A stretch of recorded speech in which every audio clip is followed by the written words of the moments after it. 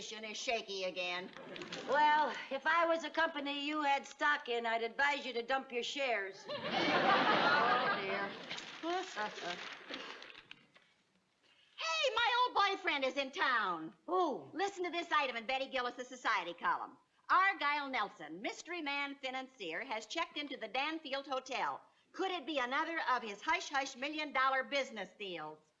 Was he really an old boyfriend of yours? Yes, he was. He had the seat right behind me in school.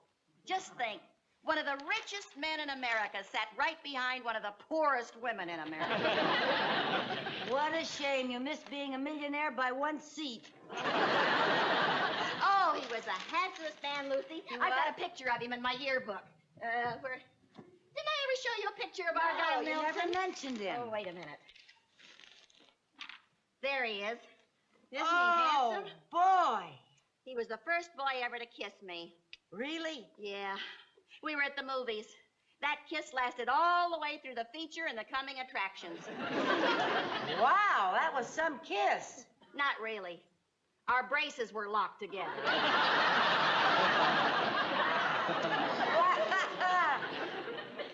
Well, maybe you could rekindle the old fire. Why don't you call him? Oh, no. He wouldn't remember me. Besides, I hear he's gotten to be some sort of an eccentric. Oh? Yeah, he doesn't want to see newspaper people. He won't give out interviews or talk to reporters or anything. Sounds like a weirdo. Well, money does that sometimes. Boy, you could starve trying to find a job here in Danfield. Nothing listed, huh? Well, there's one. I could go to work tomorrow if I wanted to move to Morocco, had a thorough knowledge of thermodynamics, and was a single man under 25. Hey, here's a job. Too bad you're not qualified. I am so qualified. What is it? Betty Gillis says that she can't take her 2 weeks vacation because she can't find anybody to run her society column for her. That's perfect. Betty can take her vacation, and I can use her 2 weeks' salary to clear up all my bills. Oh, before you clear up all your bills, you better clear up your head. What do you mean by that? The only thing you know about a newspaper is how to fold it for the bottom of a garbage can. Oh, cool. If a nitwit like Betty Gillis can run a column, anybody... Oh, hello, Betty, darling. Yeah, this is Lucy Carmichael. Betty, you can start packing for that vacation. Me? No, Betty, I'm not joking. Of course I'm qualified. I was the star reporter on my school paper. Uh-huh. I'm sure I could handle it. Oh, wonderful. Thanks, Betty. Bye-bye. I mean, that's 30. She gave me the job. I'm going to be a big newspaper woman again. Lucy. What? Were you really the star reporter on your school paper? I certainly was. They called me Claire Booth Lucy.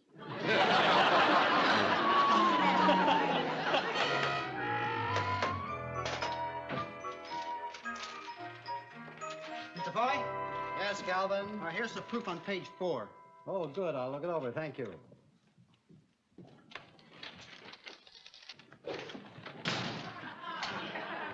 Good morning, Chief. I'm Lucy Carmichael, your new society editor.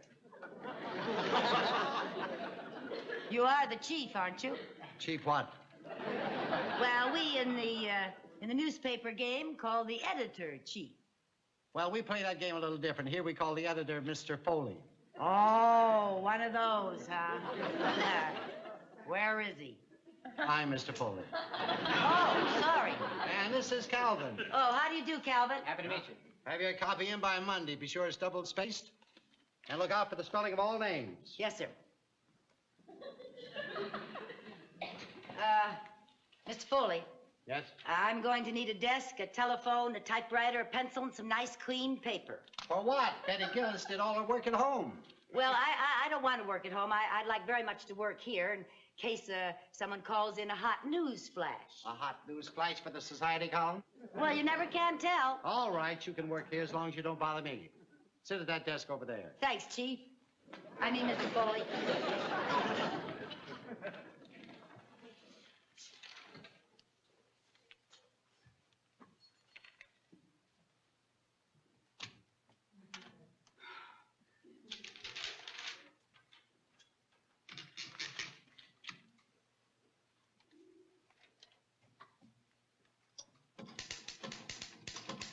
Calvin, Yes, sir. page 4 is okay. You can put it to bed. Yes, sir.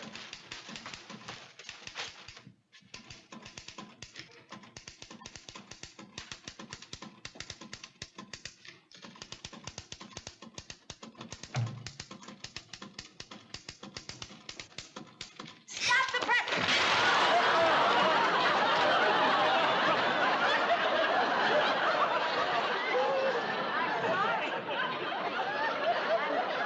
I'm terribly sorry.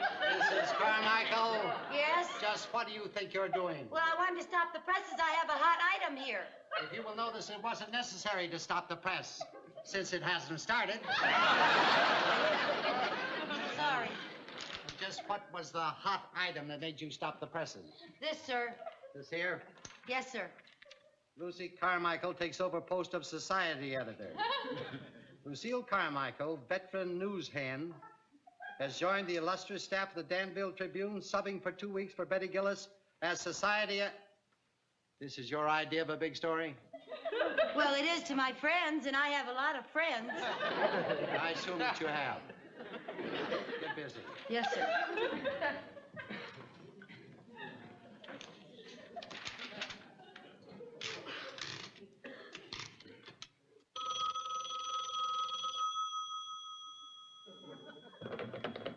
Scoop Carmichael speaking. Oh, hi, Viv. She's one of my leg men. She has a hot item for me.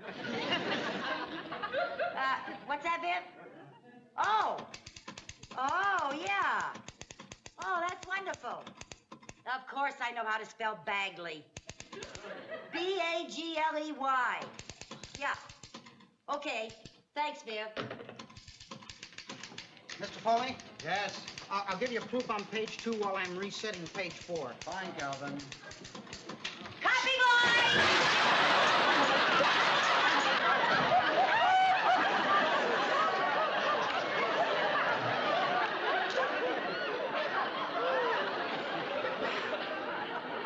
Sorry. Another hot item, Mrs. Carmichael? Well, not exactly, sir. But it is the first time that Vivian Bagley's been invited to play bridge at Audrey Simmons. Well, anyway, sir, nobody else will have this. We've scooped every other paper in town. There are no other papers in town. Well, if there were, we would have scooped them. Mrs. Carmichael? Yes, sir? I've got an assignment for you. Oh, yes, sir. Shoot. I want you to go to Oak Street and Long Ridge Road. Oak Street and Long Ridge Road. That's right. I got it. What is it, an accident or a bank holdup or something? No. No? I want you to go to the drugstore and get a couple of sandwiches. Oh, that's an assignment? Yes, it is.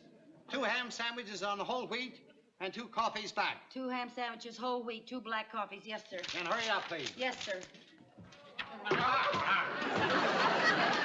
You cover for me, Chief, while I'm away. All right. Oh, do you want...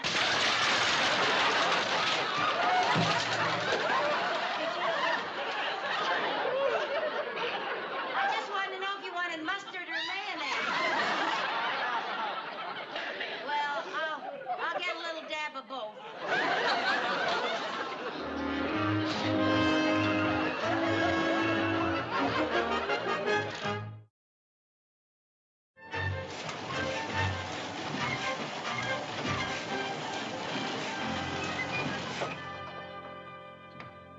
Wow.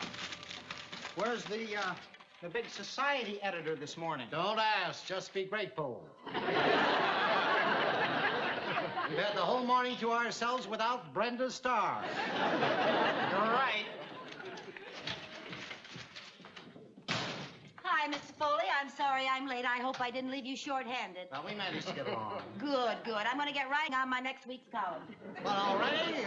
I mean, why don't you spend a couple of days at home? Don't you think you've earned a rest? Does Hedda Hopper take a rest? Mr. Foley, could I see you for a minute?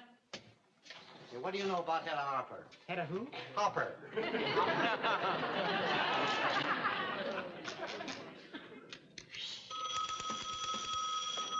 Society editor, shoot. Oh, hi, Audrey. How did you like the item in my column about your dinner party?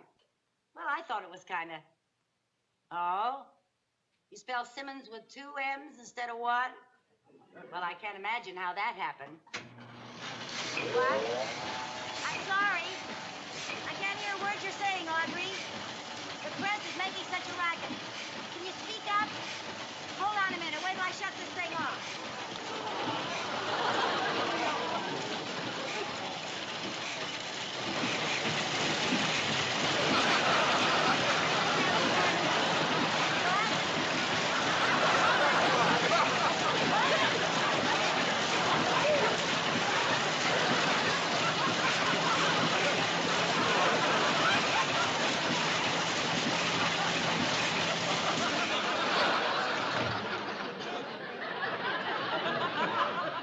Mrs. Carmichael, I've spent 3 long days with you, and I have just one thing to say. What's that? You're fired. Oh, no, Mr. Foley, please don't fire me. I need the job. I need the money to pay all my bills. I owe the milkman, the grocer, the butcher. If you fire me now, you're going to bring on the biggest depression this town's ever known. I'm sorry. Please, Mr. Foley, please give me another chance. I know I'll do better. I'm sorry, Mrs. Carmichael.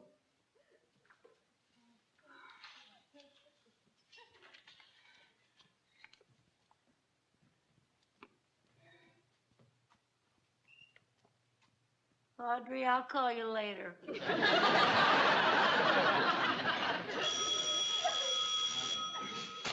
Danfield Tribune. Oh? Oh. Not a chance, huh? Oh. Well, okay. Well, thanks so much for trying anyway. Yes, I'll tell Mr. Foley. Goodbye. That was Argyle Nelson's secretary, and she says that he won't see you or any other reporter. Now that takes care of that. Yeah. Mr. Foley. Now what? Mr. Foley, if I get an interview with Argyle Nelson, will you give me my job back? Nobody gets an interview with him. I got a connection. Who is it? Reporters never reveal their source. All right. Mrs. Carmichael, you get that interview, and you're back on the paper. Oh, wonderful. And I'll find out what he's doing in town. Yeah. See if he's been in any big financial things of Yeah. late. Yeah, any big business, any big mergers That's or anything right, like that. that's Oh, right. Mr. Foley, I can kiss you for this. Please! A good editor never kisses his reporters.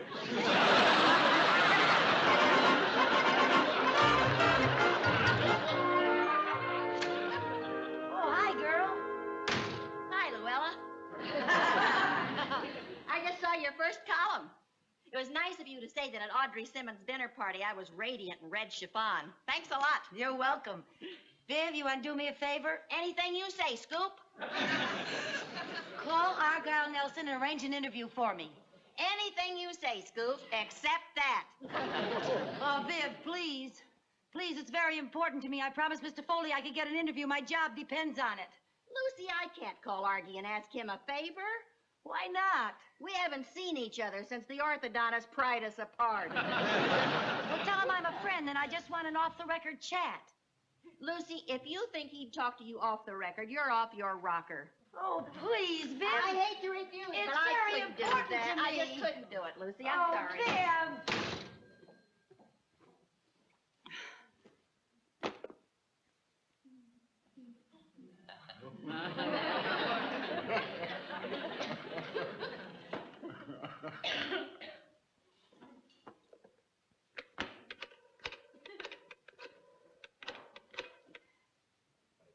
Mr. Argyle Nelson's room, please.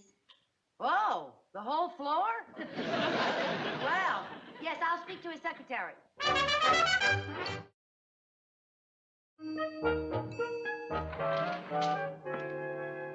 Mr. Nelson, Yes? are you expecting a Vivian Tuttle? Yes, I am. Will you show her in, please? Yes, surely. Thank you. Come right in.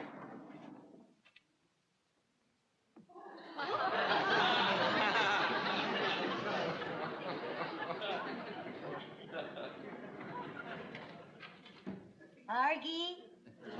Hello, Vivi. Hello. Oh, wonderful to see you. Oh, it's nice to see you. I'm sorry to be so difficult to see, but you have no idea how I've been hounded by the press. Oh, really? Must be terrible. Oh, it is. I once had a nosy reporter use a phony name and a disguise to get to me. No. Yes, and they all asked the same question. What kind of question? Oh, you know, all about business. Well, you'd be bored to tears. No, I wouldn't be bored. Well, I don't want to talk about business. Please sit down. Oh. I want to talk about old times. Oh, yes. Yes, the good old times. Yes. Well, you haven't changed a bit. You have. Oh. Yeah, well, for the better. Oh. Gee, your teeth turned out just swell. Oh, thank you. So did yours. Oh, thank you. Say, how's your overbite? Oh, fine. How's yours? Oh, great.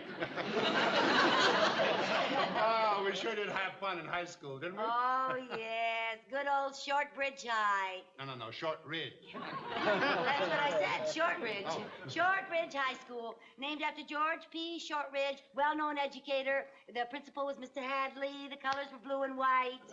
You have a better memory than I do. Truckee? Huh? Well, don't tell me you've forgotten what we used to call you. Truckee. Oh, no. Sure, why, Truckee, yeah. I remember the night we called you. We were all doing the Big Apple, and you were so great at trucking, you know? Oh, yeah, that was me. Truckee Tuttle. Yeah, trucking on down. You remember what you called me? Oh, how could I forget it? Wasn't that the silliest name? Yeah, the silliest. Why, nobody but you could give such a funny name. No, nobody but me.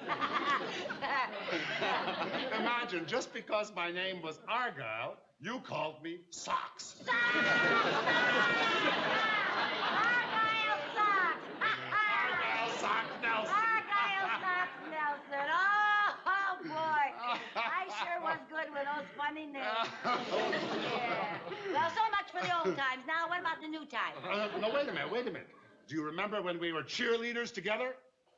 Oh, sure. We were out there every Saturday afternoon just cheering on those fearless fighting Blue Devils. Blue Devils. Yeah, the fighting Blue Devils. Hey, Yeah. do you remember the old Shortridge locomotive?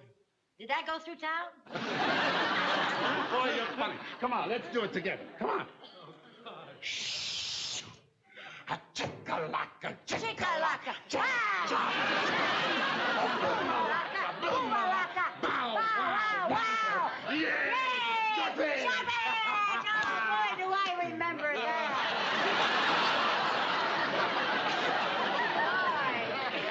Well, that's enough of the old times. Now, let's talk about the new times. What brings you to Danfield? Well, Vivi, I don't mind telling you because I know it won't go any further. No, sir. But one of my corporations is interested in putting in a new shopping center here in Danfield. Hooray! I mean, by George, we do need a shopping center here in Danfield. Well, we've made a few surveys, you realize. You made a survey? Yes. How many Excuse surveys? me, Mr. Nelson. 2 or 3 surveys? Excuse me, Mr. Did you look over the entire town? Is there any part of the town that you were particularly interested in? Vivi, she wants to tell me something. Excuse me. May I Yes. talk with you a moment privately? Oh, of course. Vivi, would you mind waiting in here for a moment? It won't take very long, I'm sure. Oh, that's all right. Thank you. Yes? Oh, I'm sorry to bother you, Mr. Nelson. Isn't that Vivian Tuttle? Well, yes, it is. Well, there's a woman outside who claims she's Vivian Tuttle. Oh, no. It's probably a reporter trying to pull a fast one. Boy, they'll try anything. I'll get rid of her. No, wait a minute. Just for a change, I'd like to put a reporter on the spot. Send her in and I'll introduce her to the real Vivian Tuttle. Yes. Come right in. Thank you.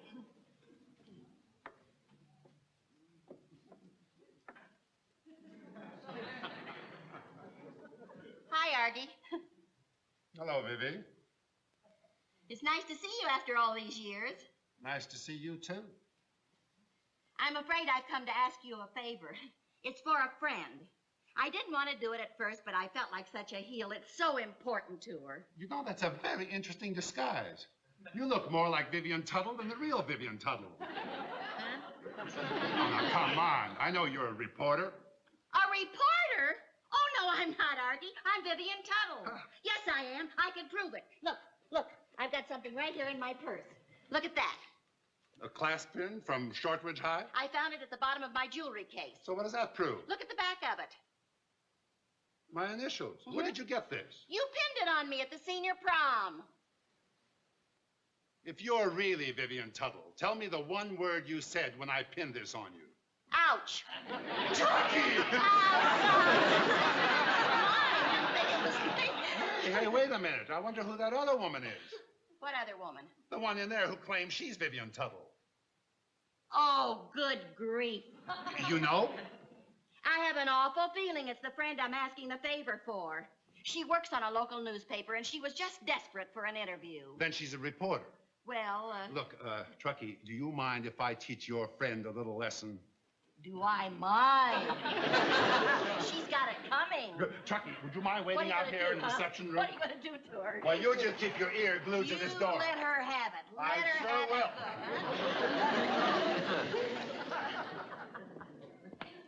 Oh, Vivi, I'm sorry about the interruption. Oh, that's all right. I suppose it was all about big business and some merger or something. Oh, no. It was one of those reporters I was telling you about. Oh? They caught one trying to sneak in here to see me. So I had him thrown out of the hotel. You had him thrown out? You ought to be glad he didn't get in to see me. What? Well, something comes over me when I'm in a room with a reporter. Really? Yeah, I just lose control completely. You do? Oh, it's a terrible thing to see. What happens? Well, I remember the last one. He got into the room dressed as a waiter, and then he started to ask some suspicious questions. And that's when I started getting suspicious as to who he really was. Oh, really? So I grabbed him by the throat. Yeah. And I started to choke the truth out of him. Did you really? Yes, and then everything went black. And then I choked him and threw him against the wall. Yes, and then I threw him on the floor and I stomped him. Grabbed him by the collar and I dragged him across the floor and I picked him up and Out the window? Well, fortunately, he landed on some other reporters. So I got 5 of them at one time. Oh.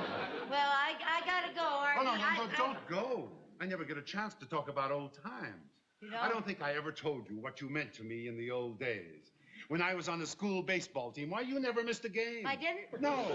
I remember I'd be out there pitching, and I'd look up, and I'd see you in the stands, and I'd wave to you. Yeah? Did I wave back? Oh, you sure did. Oh. I was a loyal little rooter, wasn't I? Well, I gotta go. Aha! What? You're an imposter. Oh, I'm not an imposter. Yes, you are. I'm little Vivian Tuttle. Shortridge never had a baseball team. They didn't? No. You mean I did all that rooting for nothing? You're a reporter. No, I'm little Vivian Tuttle. Oh, no, you're not. Yes, I am. Cross my heart and hope to die. I can't stand reporters. So listen, I'm not a reporter. I'm Vivian Tuttle. Honest, I am. Don't you remember? I'm the one that named you Socks. Argyle Socks Nelson. Remember the blue and white colors. Boomalaka, boomalaka. Wow, wow, wow. Chicka-lacka, chow, chow, chow. Yay, Shortridge. What are you doing here? I came up here to get an interview for you from him. You sort of beat me to it. Boy, I haven't had such a laugh in ages. Well, I'm glad you're laughing. You scared me to death. Well, you had it coming after that stunt you pulled. I was only trying to keep my job. I'll give you the interview. What? I'll give you the interview. You will? Yeah. Oh, wonderful. But Oh, remember, it's only wonderful. because you're such a good friend of Truckee. Oh, thank you, Socks. Oh, I sure appreciate it. I want to get dressed. I've got to take a shower. Do you think she's ever coming out of there? Well, I certainly hope so, because I have to wash off this beauty mask before it gets hard. Oh, yeah.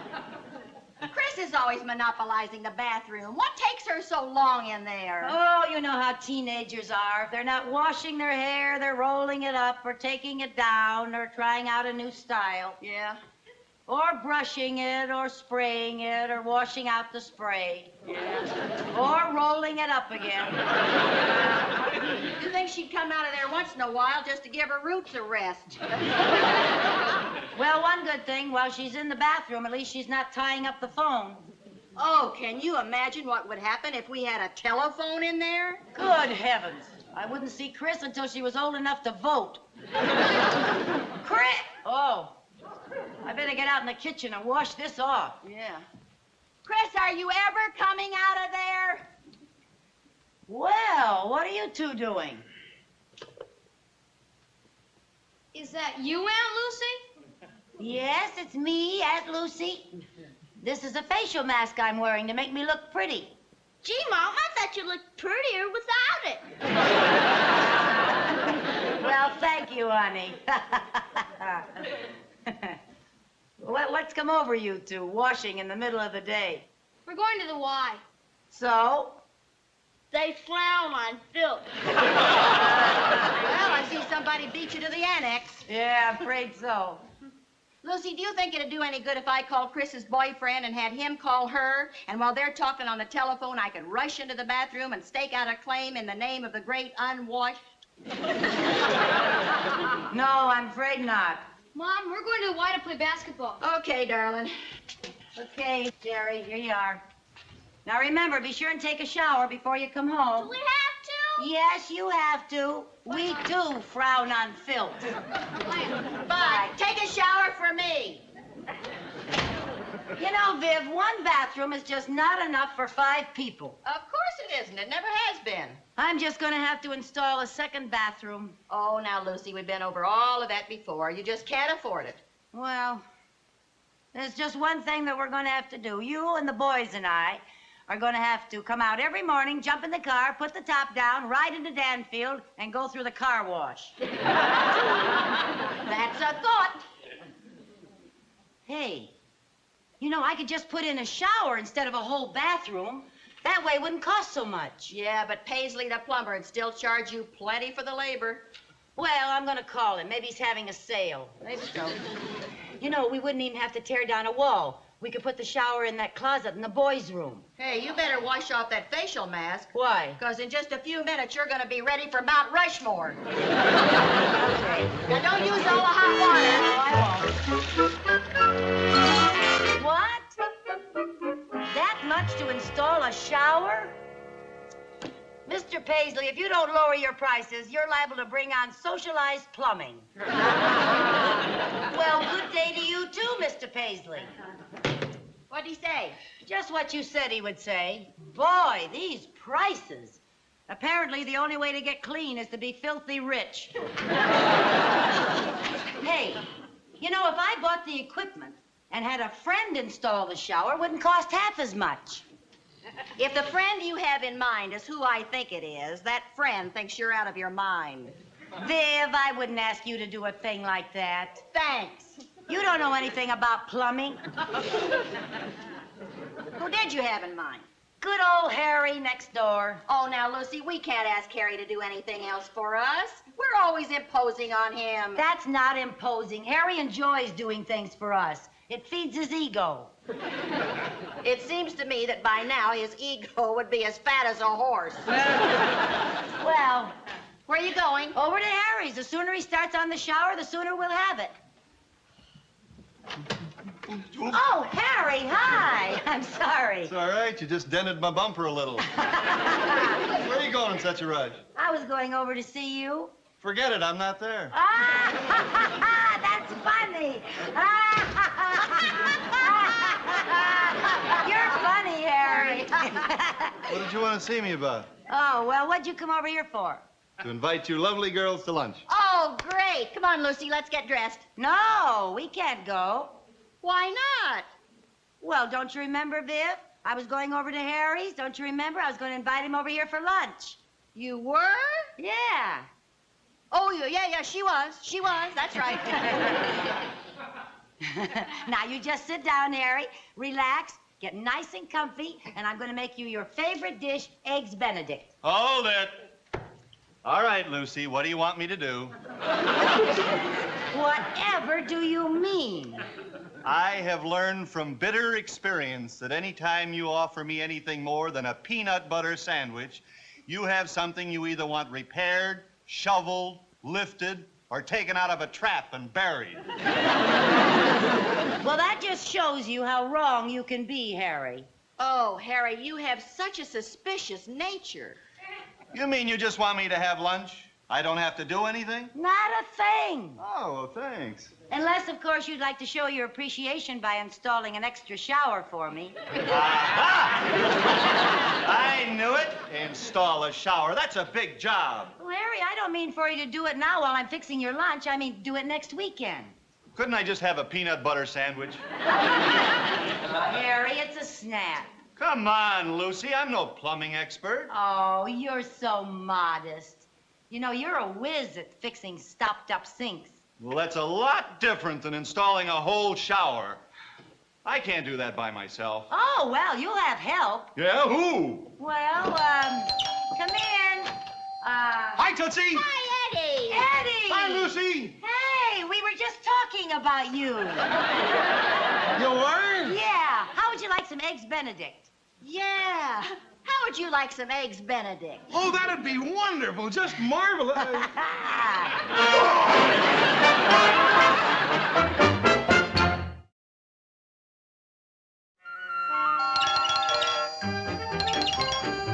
I'm coming.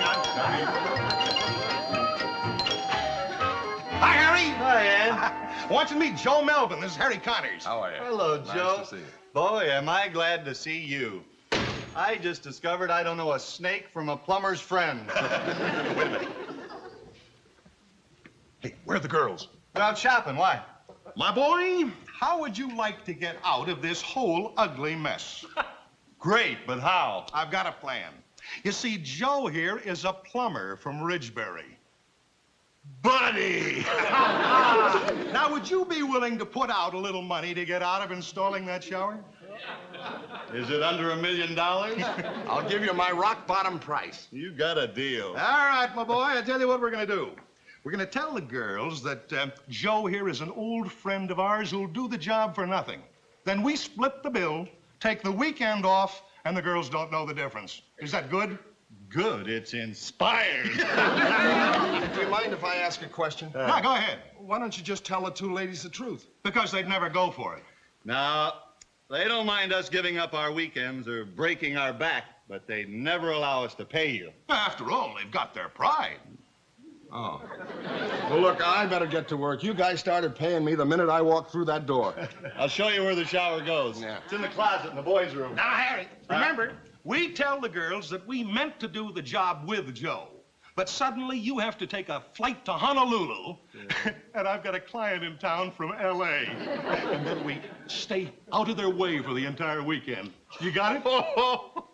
I gotta hand it to you, Eddie. I always knew you were clever, but you turned out to be positively crafty. Come on, to work, boy, to work.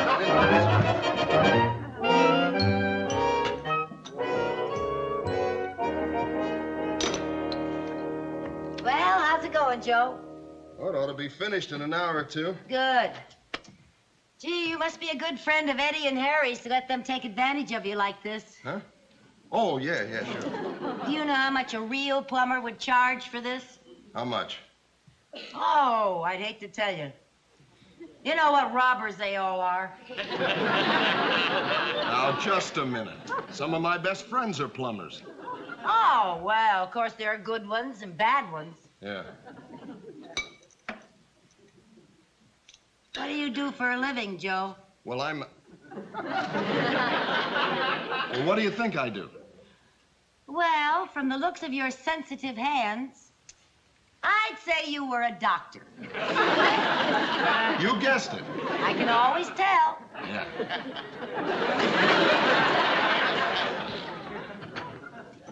Mom, can we watch Joe?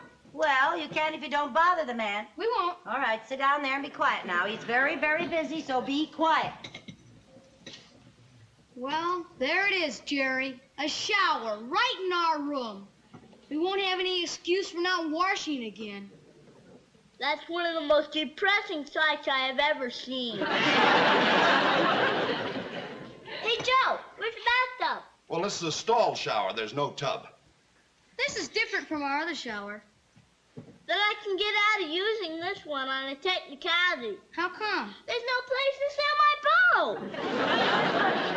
Joe, where does the water go out? Oh, right there. How come it's covered up? Well, you see, this is a test plug. It has to stay screwed on over the drain until the inspector okays it. Oh. What's an inspector? Now, now, now. I told you not to bother the man. Come on, downstairs. Why don't you go out and play or something? Well, how's it going, Joe? Well, it would go a lot faster if you wouldn't keep coming in here every few minutes asking, how's it going, Joe? Yeah, I suppose so.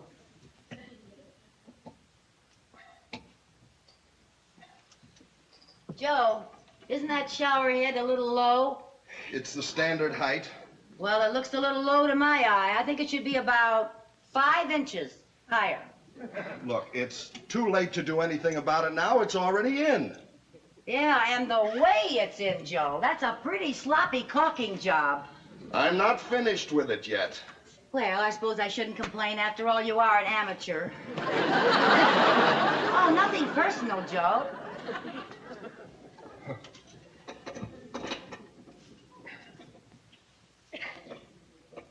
Say, should you be using that wrench on that? Just what do you suggest I use? Well, I think you should use that doohickey right there. You're liable to mar that hardware with that wrench. How would you like to do this yourself? Well, now, let's not get huffy. I'm not getting huffy. Well, now, for a doctor, you have very nasty bedside manners. What would you say if I told you I was a plumber? Well, if you are, you could fool the panel on What's My Line. Well, it just so happens I am a plumber. You are not. You're a doctor friend of Eddie's and Harry. I never saw them before in my life. And the only operation I ever performed was removing a spoon from a garbage disposal. If you're not a friend, why are you doing this? Because they're paying me. They're paying you? Where are you going? I'm quitting. If they're paying you, you can't quit. Lady, there isn't enough money in the world to get me to finish this job. Here. Wait a minute. What do you want me to do with this? Finish it yourself with a doohickey.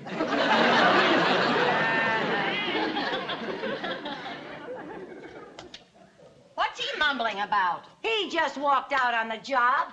Well, that's a fine thing for a friend of Eddie and Harry's to do. Friend. He isn't even a doctor. Who isn't even a friend or a doctor? I'll bet he isn't even a plumber. Who isn't even a friend or a doctor or a plumber? Oh, wait till I get my hands on those 2 sneaks. What 2 sneaks? Lucy, will you please tell me what you're talking about? I'll tell you later, while we're finishing the shower. Wait a minute. What do you mean while we are finishing the shower? Oh, it won't be hard. Well, there's nothing much to do but hang the door and put in the faucet handles. He was almost finished. Who was almost finished? The friend, the doctor, the plumber, or one of the 2 sneaks? Go get on your working clothes and I'll tell you. Now, Lucy, I've helped you do a lot of things, but I draw the line at plumbing. Now, Viv, do you want to hear the story about the friend, the doctor, the plumber, and the 2 sneaks, or don't you? Oh, the things I do to bring a little drama into my life. Get yourself dressed and hurry back.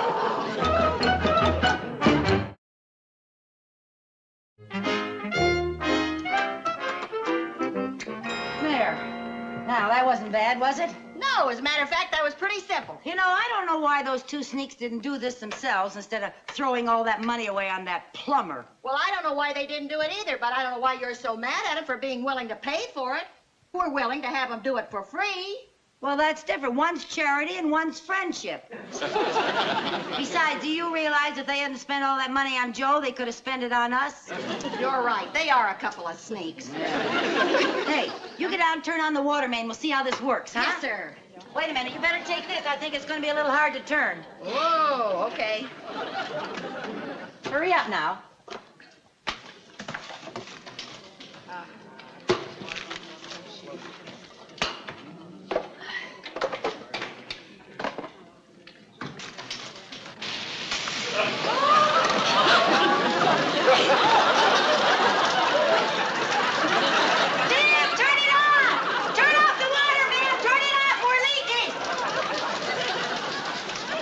Turn it off, man! What are you yelling about? Turn off the water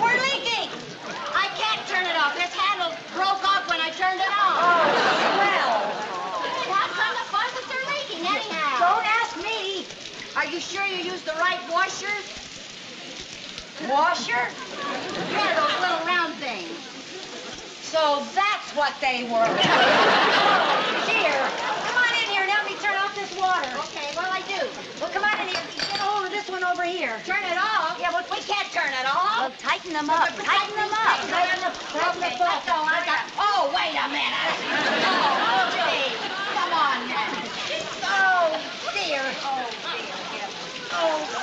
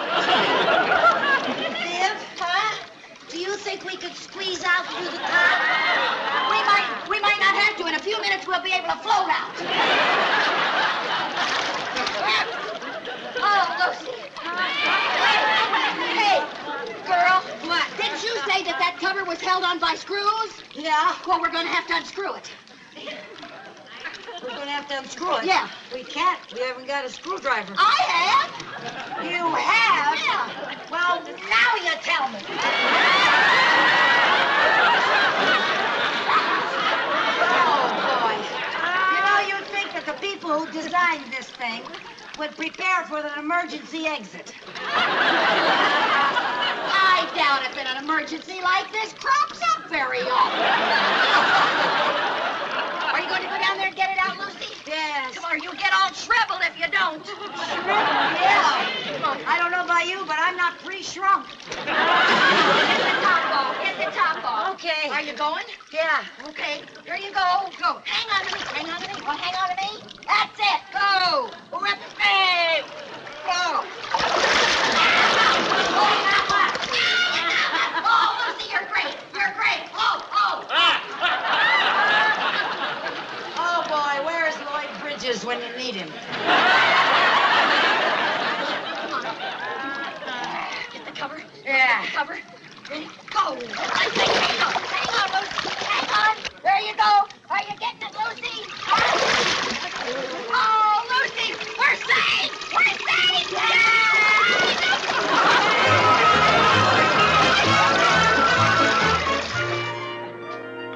Want a cup of coffee, Viv? In a minute. Lucy, what kind of a house is this? An hour ago, we were awash. Now I want a drink of water, and have tried every faucet in the place. Well, I forgot to tell you, the plumber had to turn the water off while he's fixing the broken handle on the water main. Oh, swell. How can you even talk about a drink of water after all we swallowed in that shower? Well, I can't help it. Apparently, drinking water makes me thirsty. I'm so sick of that shower, I may never wash again. I may have to learn to lick my paws like a cat. What plumber did you get, Paisley? No, Joe. Joe! How did you ever get him to come back after all he said? It took all my diplomacy, all my tact, and all my spending money for the next 6 months. I'd feel sorry for you if I weren't so waterlogged. I guess I shouldn't complain. You know, all that water could have seeped through the plaster, and I would really have had some expense. So actually, I came out ahead. Lucy, I want to tell you something. This is absolutely the last time I slip into my coveralls to be an apprentice on one of your dreadful little projects. Oh, now these are things we're going to look back on and laugh at one day when we're old and gray. And from the way things are going, that may be next week. Well, you'll have to. Oh, soon. I'll bet we're going to have to plaster the whole ceiling. Wait, Lucy, absolutely not. No. Aunt Viv, What? how come you're practicing? Oh, our Ladies Volunteer Fire Department quartet is going to rehearse here tonight. We just organized it. We're calling ourselves the 4 Alarms. You know, 4-alarm fire. Get it? Oh, that's a cute name. We think so. And at our age, we could hardly call ourselves the 4 Freshmen. Aunt Viv,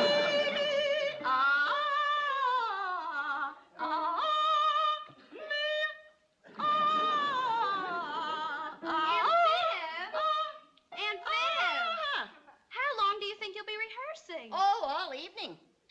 We're going to go up to Albany next week. We're going to enter the annual Ladies Barbershop Quartet Contest.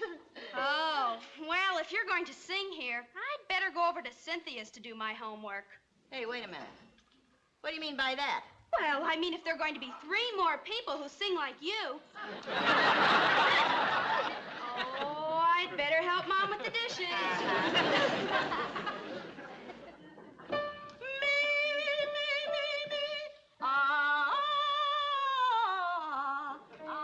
Mom. Yeah, dear. I think I'd better go over to Cynthia's to do my homework. Okay, but why?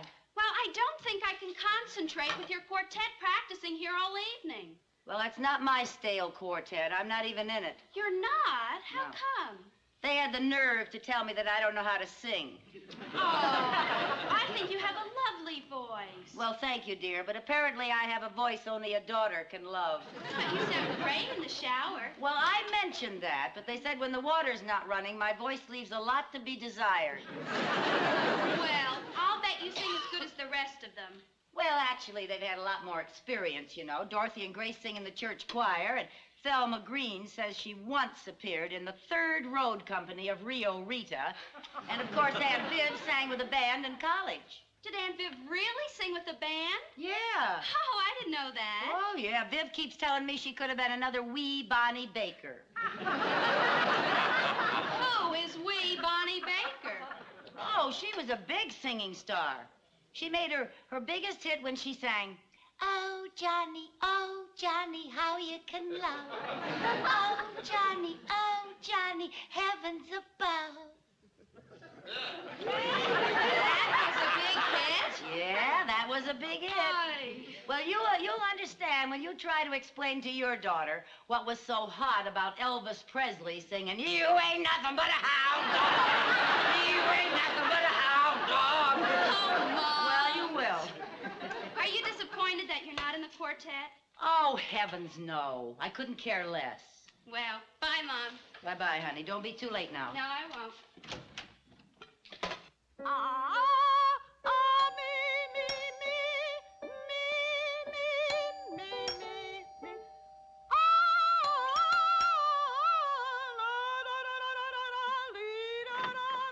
Hi, Thelma. Hi, Dorothy. Where's Grace? Grace isn't coming. We've got terrible news. Tragedy has struck. What? Grace has to drop out of the quartet. Why? Oh, her husband's company is transferring him to California, and he has to leave right away. And she has the nerve to want to go along with her husband and 4 children. Leaving our quartet high and dry. I never knew a soprano you could trust. Well, who can we get to take her place? Yes, who? Hi, girls. Hi, Lucy. Well, I know you have a lot of rehearsing to do, so I'll leave you alone. Oh, now let's see. There must be someone we can get to take Grace's place in our quartet.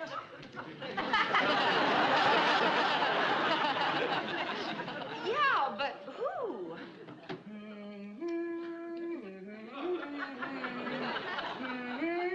They don't have barbershop trios, do they? Oh, no. And even if they did, we all sing harmony. We need somebody to take melody. Yes, we need somebody that'll sing melody.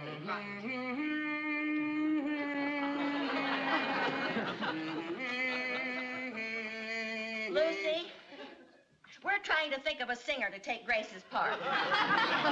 So would you please stop all that noise, dear?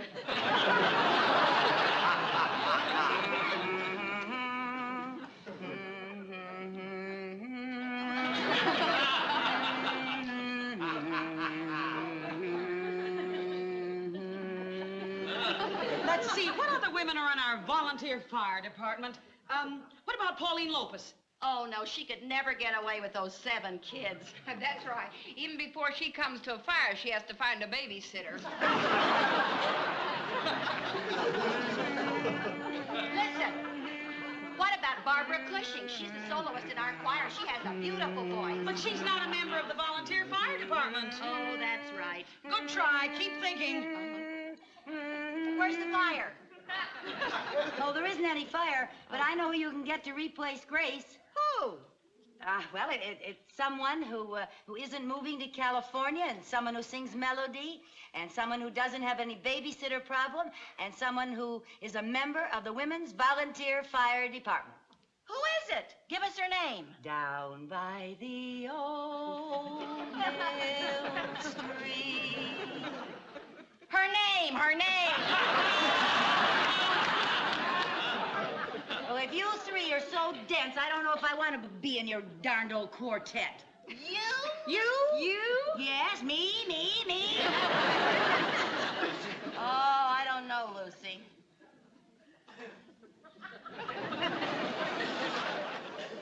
What do you think, girls? Well, now, her voice isn't too bad. It isn't good, but it's not bad.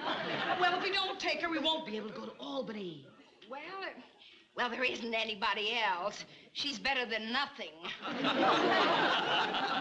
Okay, Lucy, you're in. Oh, thank you.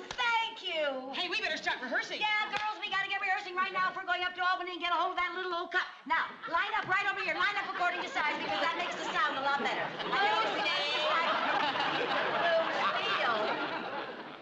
Well, Why did you decide to sing? Well, actually, we hadn't come to any decision yet. I still think we should sing Moonlight Bay. Oh, by the light of the silvery moon has such good harmony. Yeah, but Red Robin, is that, you know, that Hey, I know. Be My Bumblebee. That's a wonderful old number. It has a great arrangement for quartet. And it's not one of those things like Red Robin, you know, everybody and his brother sings. Lucy. Well, now, it's really up to you three to decide. Let's try by the light of the silvery moon. Okay, by the light of the silvery moon.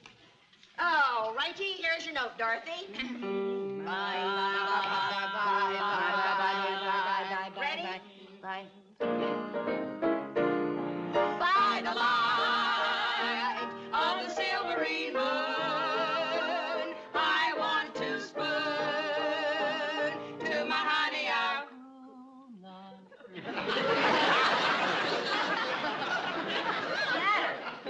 Well, are you gonna sing or not? I was singing. You were? Yes. Well, I couldn't hear you. No, I I couldn't was either. singing. Okay, let's try it again. Now sing out. All right. Let's go. By the light of the silvery moon, I want to spoon to my honey our Now, don't tell me you couldn't hear me that time either. You sing too soft. I do not. You three sing too loud. Well, I was singing as loud as I could. It's not how loud you sing, it's how much you project. Project? Yes, you gotta throw out your voice. Well, let's not get nasty. Oh, listen, girls, let's just forget the whole thing. Let's forget the whole thing. Oh, no, wait a minute. Why don't you sing my number? You'll be able to hear me on my number. Be My Bumblebee. I got it right here. Look, Viv, you play that. You sing right there. I sing right here. Here, give me my first note. Okay. You'll be able to hear me on this one. It's a very good Here, arrangement. come on. B, B, B, B, B, B, B, La, la, la, B. Are you ready? B. Be my little baby bumblebee. Buzz around, buzz around, buzz around. Bring home all your honey love to me. Buzz around, buzz around, buzz around. Let me spend the happy hours Buzz. while growing with you amongst the flowers. Buzz. When we get where no one else can see. Buzz around, buzz around, buzz around. Be my little baby bub. Don't tell me you couldn't hear me that time. Oh, you bet your sweet life we could hear you that time. Don't you think those parts are a little unevenly divided? You gotta admit you could hear me. Oh, we could hear you all right. Well, I don't know about you two, but I'm certainly not going clear up to Albany just to be a buzzer. That number doesn't need a quartet. All it needs is a soprano and a hive. I still say we should forget the whole thing. Let's just forget the whole Forget thing. it. You want me to Wait a minute, Dorothy? Thelma, what did you say about projecting? We said you didn't do it. Well, would it help if I learned how? Well, sure it would help, and how could you? Hey, my vocal coach is here in town. I bet he could teach her how to sing properly and to project. Sure he could. Well, now it may be worth a try. Sure it's worth a try. It's our only chance. Yeah, it's your only chance. I'll call Dr. Gitterman first thing in the morning. No, call him right now. But it's so late. Well, that's just it. We haven't got a moment to lose. You know how bad I am. You're right.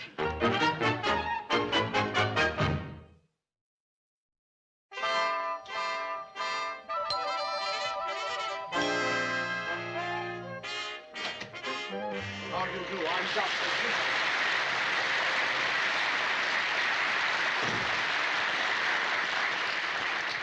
Dr. Gitterman, how do you do? I'm Lucy Carmichael. Yes, Thelma tells me we've got a little problem. By next week, she wants me to get some power into that little tiny voice of yours. Oh, well, I don't know that I have such a little tiny voice. Oh, would you mind giving me a sample? Down by the old mill stream. We haven't a moment to lose. Now, the first thing I teach my pupils is correct posture. Well, but Dr. Gitterman, wouldn't you like to take off your coat? We haven't got that much time. You have time to take off your coat. First thing I teach my pupils is correct posture. Yes, now, let sir. me see you stand, please. Yes, sir. Is that your posture? Well, it sure looks like mine. Well, if you want to be a singer, you're going to have to learn to stand up straight.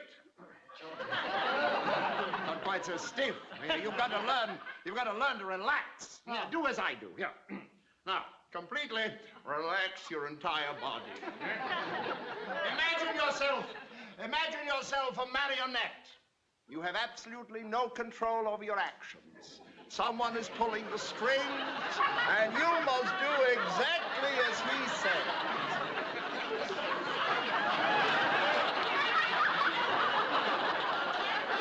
Mrs. Carmichael, what are you doing? I think there's a new man on the strings. Well, now that we've got you relaxed, let's get back to your posture. Now stand straight, but remain relaxed. Yes, sir.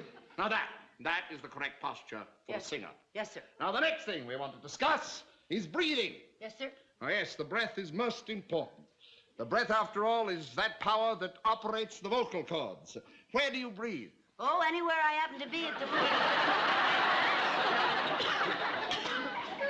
Well, the correct placement of the breath on the vocal cords is very important. You see, it's that produces the proper tonal quality. Yes, sir. Well, now, sit down over here and relax, please. The breath hitting the vocal cords at exactly the right spot that nature intended will give you a sound like this. You scared me. And that's merely a sound I'd like you to imitate.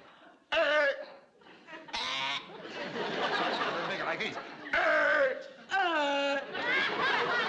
That is very good. You shall promise. Thank you. Yes, now, I want you to chew your tongue and hum. Chew my tongue and hum?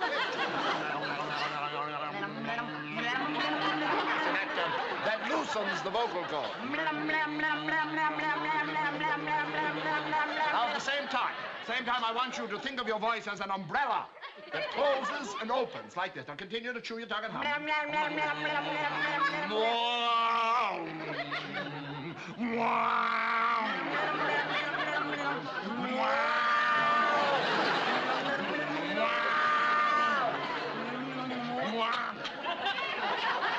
My umbrella wouldn't open.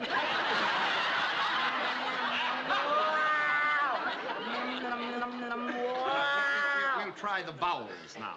The vowels? The vowels. A, O, U. With me, please. A, O, U. A, O, U. Fast. A, O, U. A, O, U. A, O, U. A, O, U. A, O, U. A, O, U. A, O, U. A, O, U.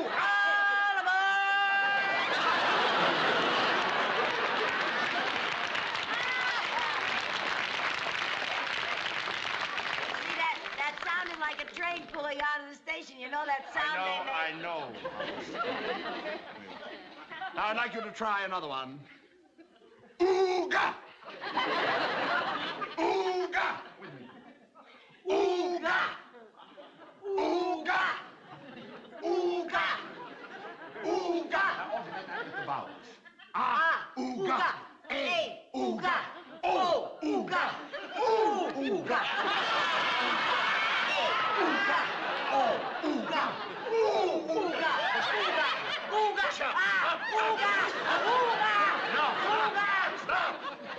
I'm not doing it right at all, Mrs. Carmichael. You're not using your glasses. I didn't even know I had one. I'm sorry. Perhaps I've been going along a little too rapidly for you. Sure have. Let's try something else now, All shall we? right. Now, to breathe correctly, you must use the suction power of your lungs. Yes, sir. Now, I will tell you what I want you to do. I want you to take a deep breath and hold it. Now, take a very deep breath. Yes, sir. Hold it. Deep breath and hold it. Hi. Oh, hi, Dr. Gitterman. Oh, hello, Selma. How are you? Fine, thanks. I'd like for you to meet the other members. Vivian Bagley. This is Dorothy Boyer.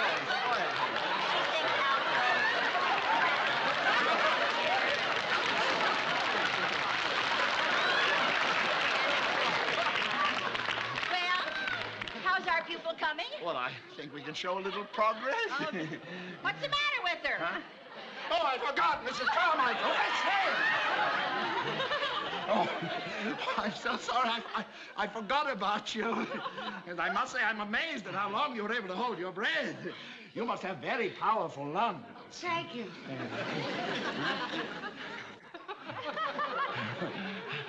All right, we'll do that. And let's show our friends what we've done, huh? All right. Remember everything I've taught you. The posture. Yes, now the relax. Yes, remember the proper breathing. And chew your tongue and hum. And the umbrella.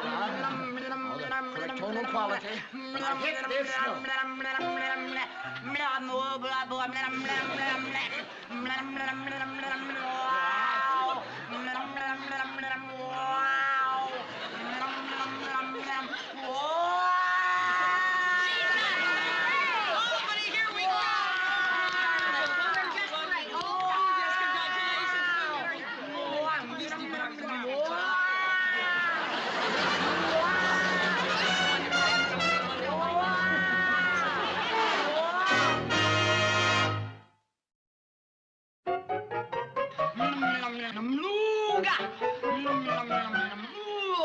Careful now, don't strain that ooga. Are you nervous, Lucy? No, why should I be? Well, it's the first time you've ever sung in public. Well, I gotta start someplace. Who's that? Come in.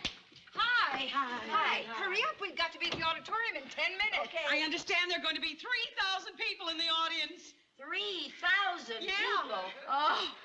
Oh, Dorothy. Oh, I'm so nervous my knees are knocking together. I've got butterflies in my stomach. I've got butterflies and their knees are knocking together. How are you feeling? Lucy, are you all right? I'll be all right after I faint. You're not gonna faint.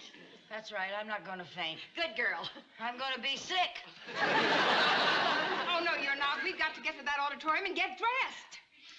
Oh, 3,000 people? Oh, don't let that bother you. Think of them as just one person. Just one person with 6,000 eyes. Come on now, Lucy, you just got a little stage fright. Yeah, I just got a little stage fright. It's normal to feel nervous. Yeah, it's normal to feel nervous. Oh, you'll be fine once you step out on that stage and start singing our song. What song? The song we're gonna sing in the contest in about 10 minutes. What contest? She's drawn a blank. Lucy, you know the song we've been rehearsing, By the Light of the Silvery Moon. By the what? Oh, by the light of the silvery moon. By the light of the silvery moon. Ooh, that's a catchy little tune, wasn't it? Lucy, come on now. You know how badly you wanted to join our quartet, remember? Now you know that, don't you? No. You remember Dr. Gitterman? No. Dr. Gitterman, the voice teacher that was going to teach you to sing so you could sing in the contest. Dr. Gitterman. Gitterman, the voice teacher. That's it, the one that taught you that. That's the one, Dr. Gitterman. You're going to sing By the Light of the Silvery Moon in the contest. Oh, that's it now. By the light of the silvery moon. She's got moon, honey. You got it, honey. By the light. Of the silvery moon. Come on.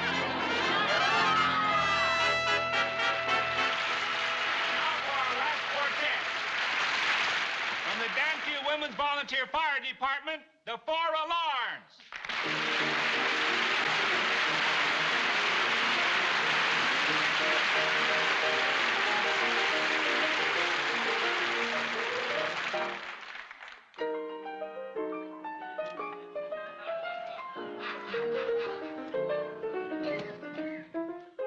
Place, park, scene, dark.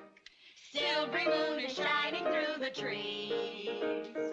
Cast, to, me, you. Sound of kisses floating on the breeze. Act 1, begun. Dialogue, where would you like to spoon? My clue with you. Underneath the silvery moon.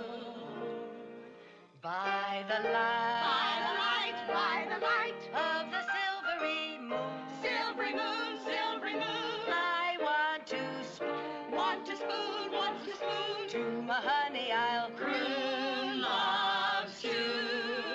Honeymoon, honeymoon, honeymoon. Keep a shining in June. Keep a shining in June. Your silvery beams will bring love's dreams. We'll be cuddling soon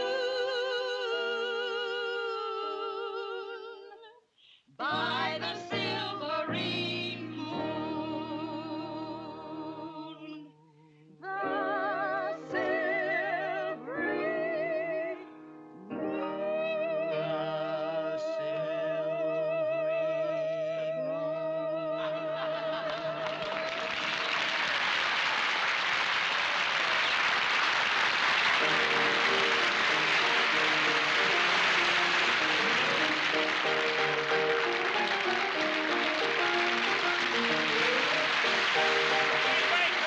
Come back here. Come on on the stage. Come on the stage. Our judges have just handed me their decision, and the winners are from Danfield, the 4 alarms. Oh, thank you, thank you, thank you. I know that you all join me in wishing the 4 alarms all the luck in the world when they appear in the national finals in New York City, which will be televised from coast to coast and seen by the entire nation.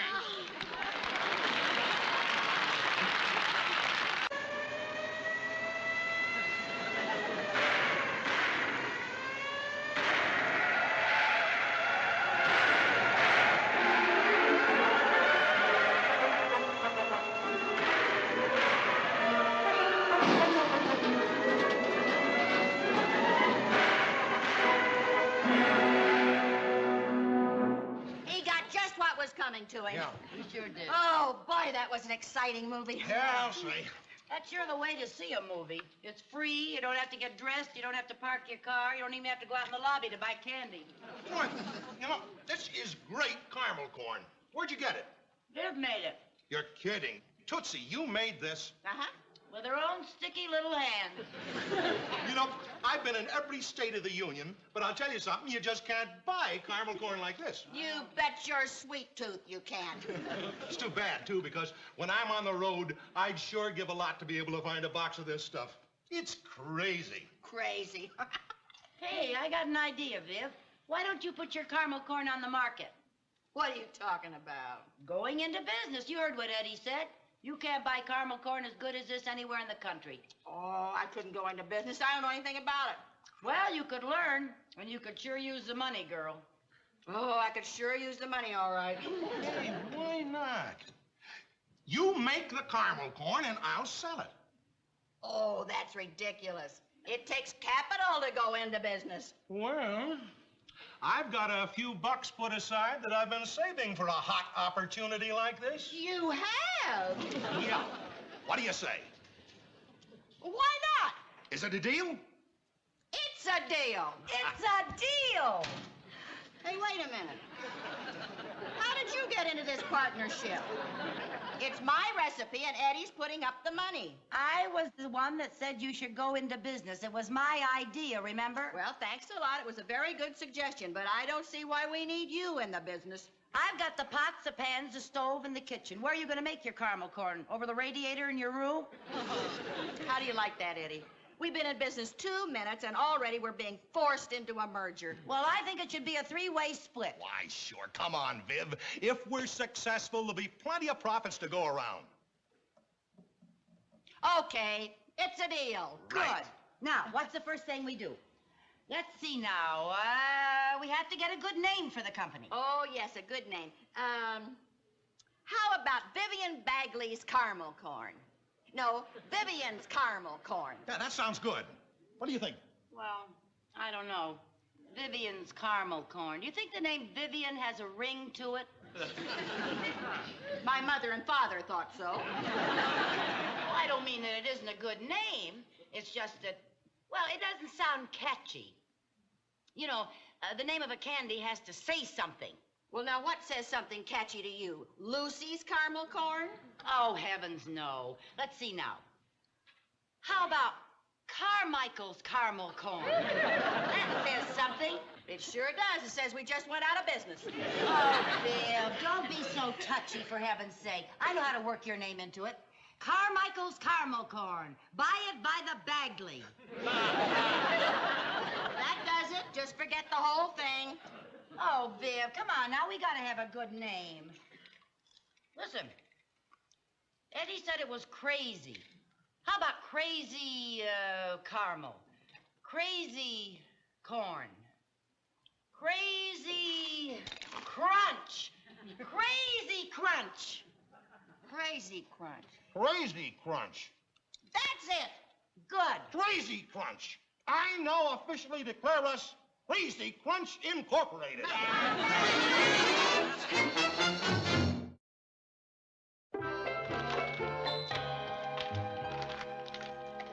Oh, this is so good, Viv.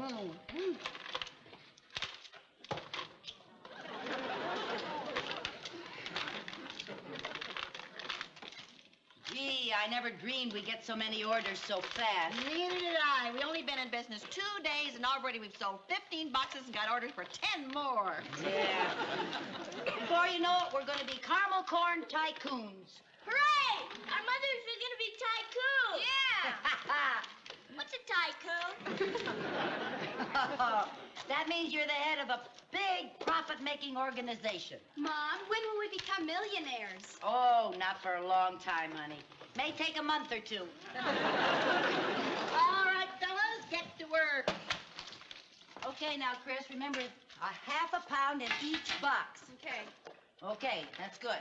Hey, Viv, what say we do our commercial that we wrote last night? A commercial? Yeah, you want to hear it? Yeah.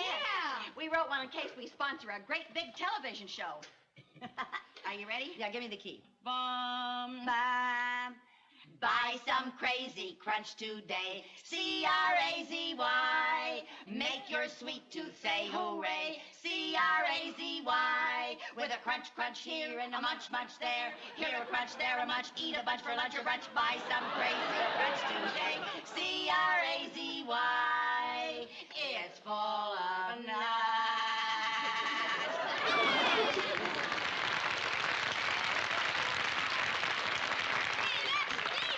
Oh, that's Marvy. Jerry, I thought you said you weren't going to eat any more Crazy Crunch. I couldn't resist your commercial.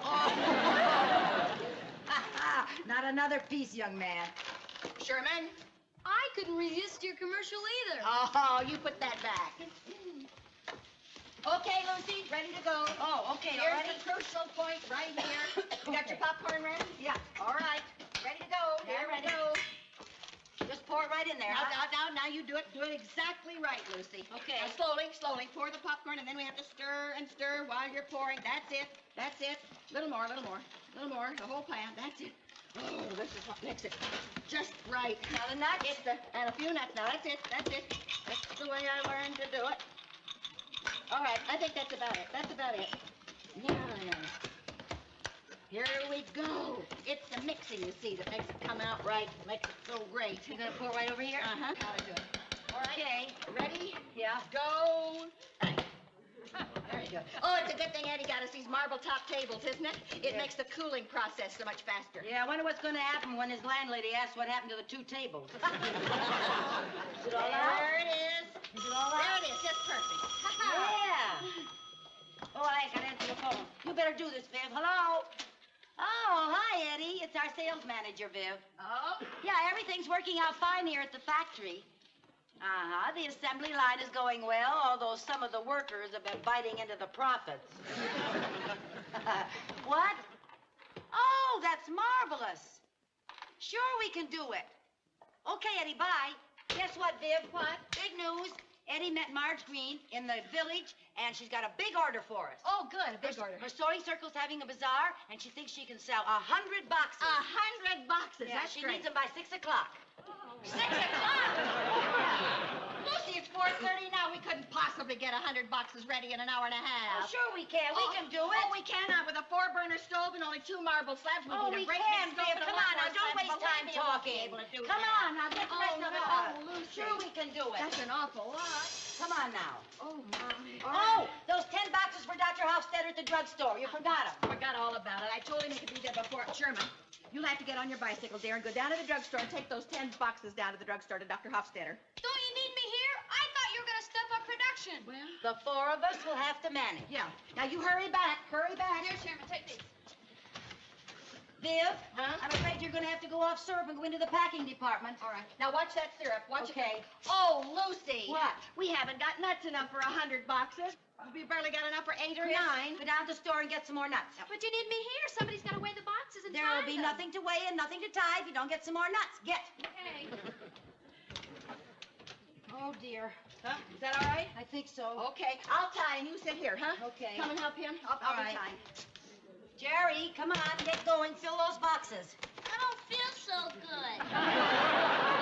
What's the matter? I got a stomachache. I think it was the last piece that did it. I think it was the last 10 pieces that did it. Oh.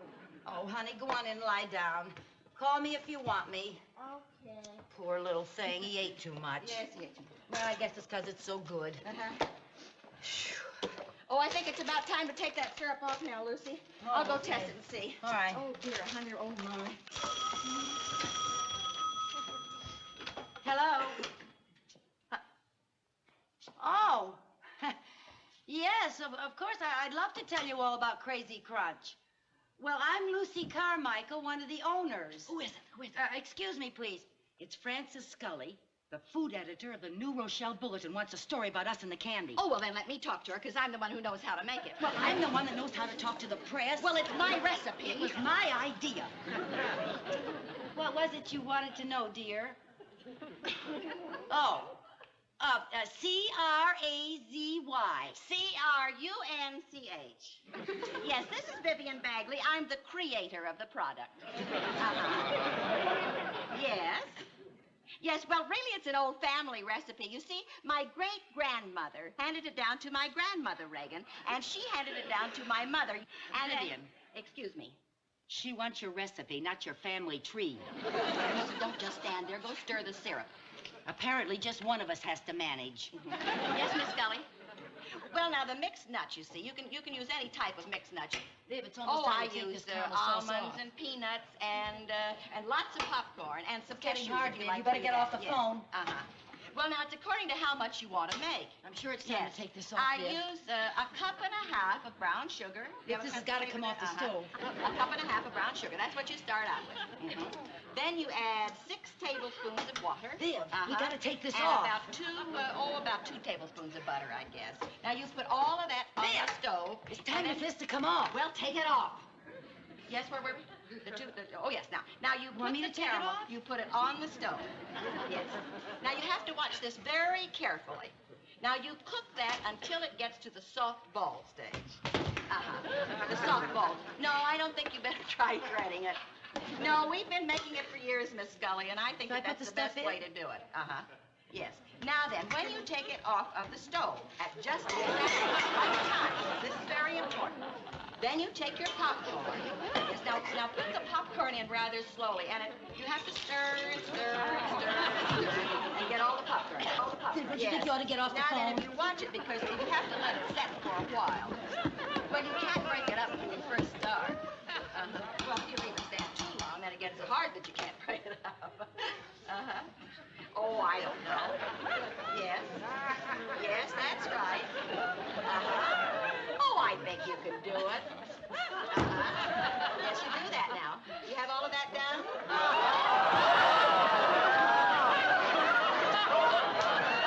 Oh, yes, of course, Miss Scully. No, not at all. I'm happy to.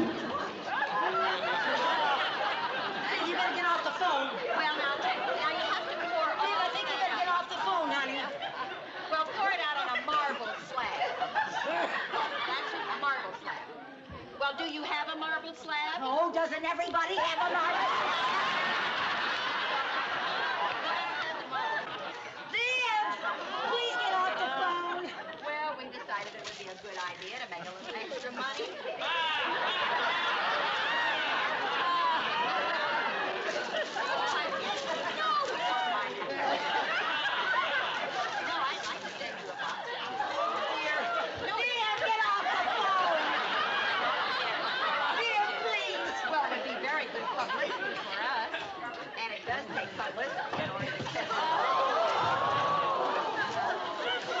Viv, I think you better get off the phone. Uh-huh. Really, I do. Oh, no, we'd be happy. Anytime. Uh-huh. Oh, well, it's just... Lucy! What? Oh, Miss Scully, just a moment. I'll have to call you back. I told you to get off the phone. Look at it. It's all ruined. I can't help it. You were blabbing on the phone. I've only got 2 hands. Well, you'd have done better if you'd have used your feet. Oh, is that so? Oh, will I ever learn not to listen to you and your dumb ideas? You know, it wouldn't happen if you hadn't been blabbing on the phone. Blabbing, I was trying to get some publicity for this stupid business. Hey, girls, guess what? Old man Armstrong down at the candy store wants to put Crazy Crunch in every store in his chain throughout the state. What do you say to that? Forget it. We just went out of business. We can't even fill the order we got a while ago for all those boxes, let alone supply a whole chain of stores. All right. Now listen, hold it. Need. First thing tomorrow morning, we're going to get an automatic popcorn machine. Yeah. And when we make some profits, then we'll move into a store downtown and get some help. Now, what do you say? Are we back in business? Huh? Are we? It's a deal. Okay.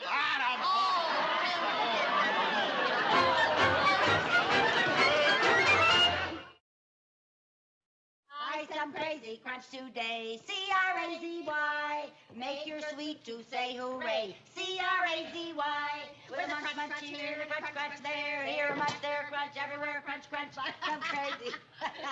C-R-A-Z-Y. Half a pound.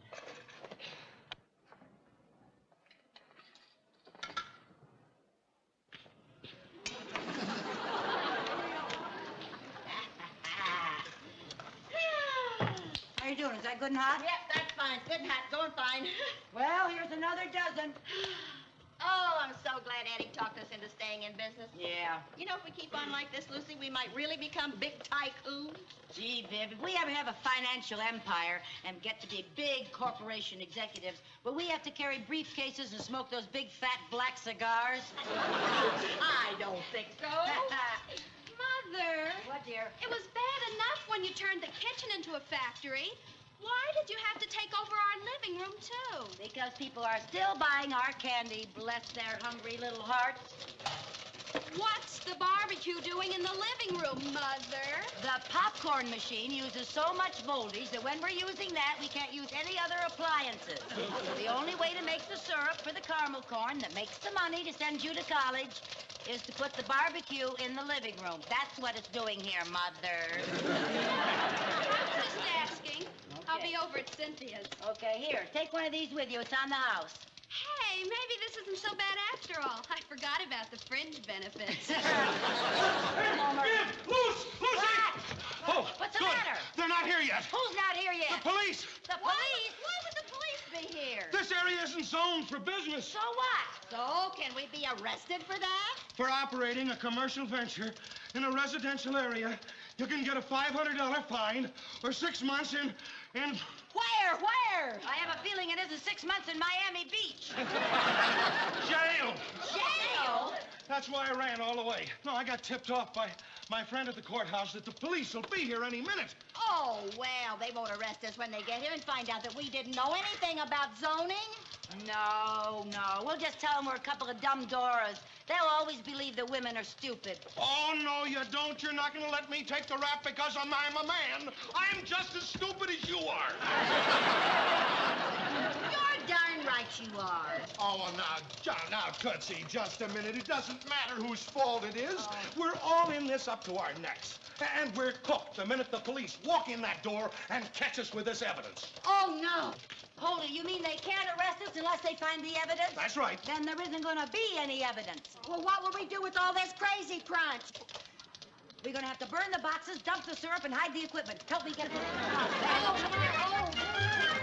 have to do... Oh, my... Vivian, get going. All right, here, where I put this? Put it here. Where I put it? Take that. What do I do? All right, okay, here we go. I got it. Get all of this stuff. Right. Get rid of it. Throw all this out in the bushes. all that goes. I hate to do it, Lucy.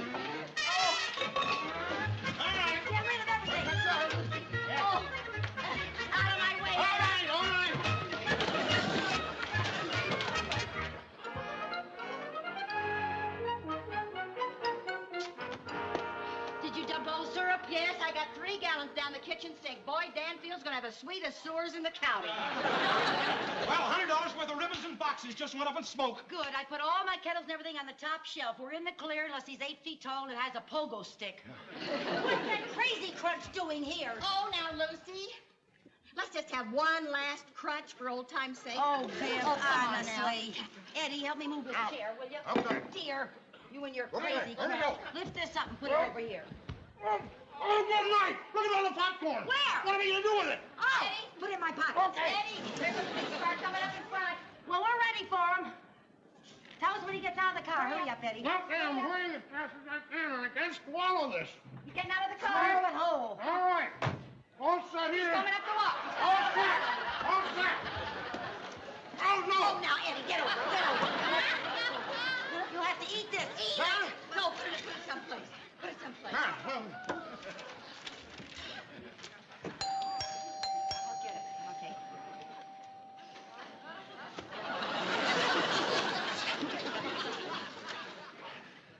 I'm Sergeant Robbins of the Danfield Police. Oh, what can I do for you? I'm here to investigate a report of a zoning violation in this neighborhood. My goodness. You mean someone in this neighborhood are violating the zoning laws?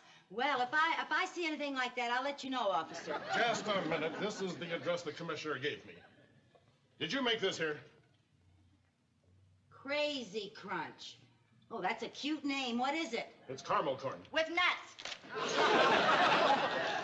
You know about it? Oh, all caramel corn has nuts in it. Well, there must be some mistake, officer. Look for yourself. Is this a candy factory? Well, do you mind if I look around? Oh, no, go right ahead and look around. You won't find a single piece of that, what was its name? Crazy Crunch. Which way's the kitchen? That way. Officer, just a minute. Did you happen to take a bite of that Crazy Crunch? Yes, ma'am. How'd you like it? Well, to tell you the truth, it's not as good as Cracker Jack. Now, just a minute. I got something to say. Cracker Jack. Well, what difference does it make? That's better than Cracker. What's the matter with you? You crazy or something? Hey, girls. What difference does it Girls. make now? I think we're gonna make it. Yeah, I think so, too. Especially if he doesn't see that pot of syrup on the stove. Pot of syrup! Good heavens, what are we gonna do with it? Get rid of it, Eddie. Get rid No, of it. you get rid of it. It was your recipe. Well, it was your money. It was your idea, Lucy. Oh, for heaven's sake. What are you going to do, Lucy? Yes, yeah. Well, everything seems okay out here.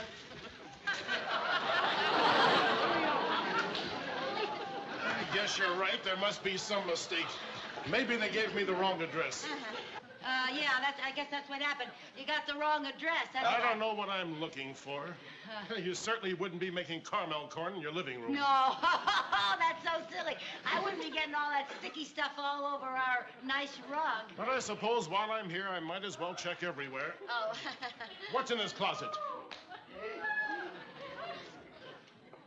That's silly. You certainly wouldn't be making caramel corn in the closet either.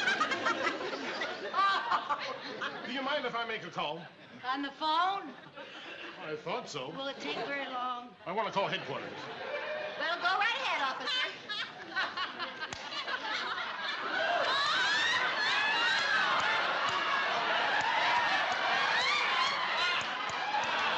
Sergeant Robbins. Let me speak to the chief. Hello, Chief. Sergeant Robbins here. Say, I'm out here at the Carmichael house, and I think the zoning commissioner has got something all wrong. He must give me the wrong address. Huh? No, there's nothing going on out here. No, sir. I've checked everywhere. There's no sign that they're manufacturing caramel corn on the premises. No, sir. All right, sir, I'll be right in. Yeah. Sorry to bother you. Oh, that's all right. That's all right. We Well, don't you mind had to being do your bothered. duty, officer. You know, Hey, I hear something popping. Oh, you do? Why, I don't hear anything. Do you hear anything, Eddie? No. It sounds like corn popping. Oh, wait. It's me. I snapped my fingers a lot. Oh, I can't. We're working up a Spanish dance. Hold it. I don't hear finger snapping. I hear popcorn popping.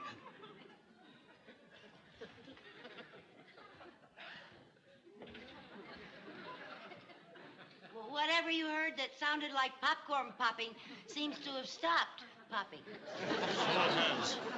I could have sworn I heard it. Well, I guess I was wrong. Yeah, well, you come back anytime you want.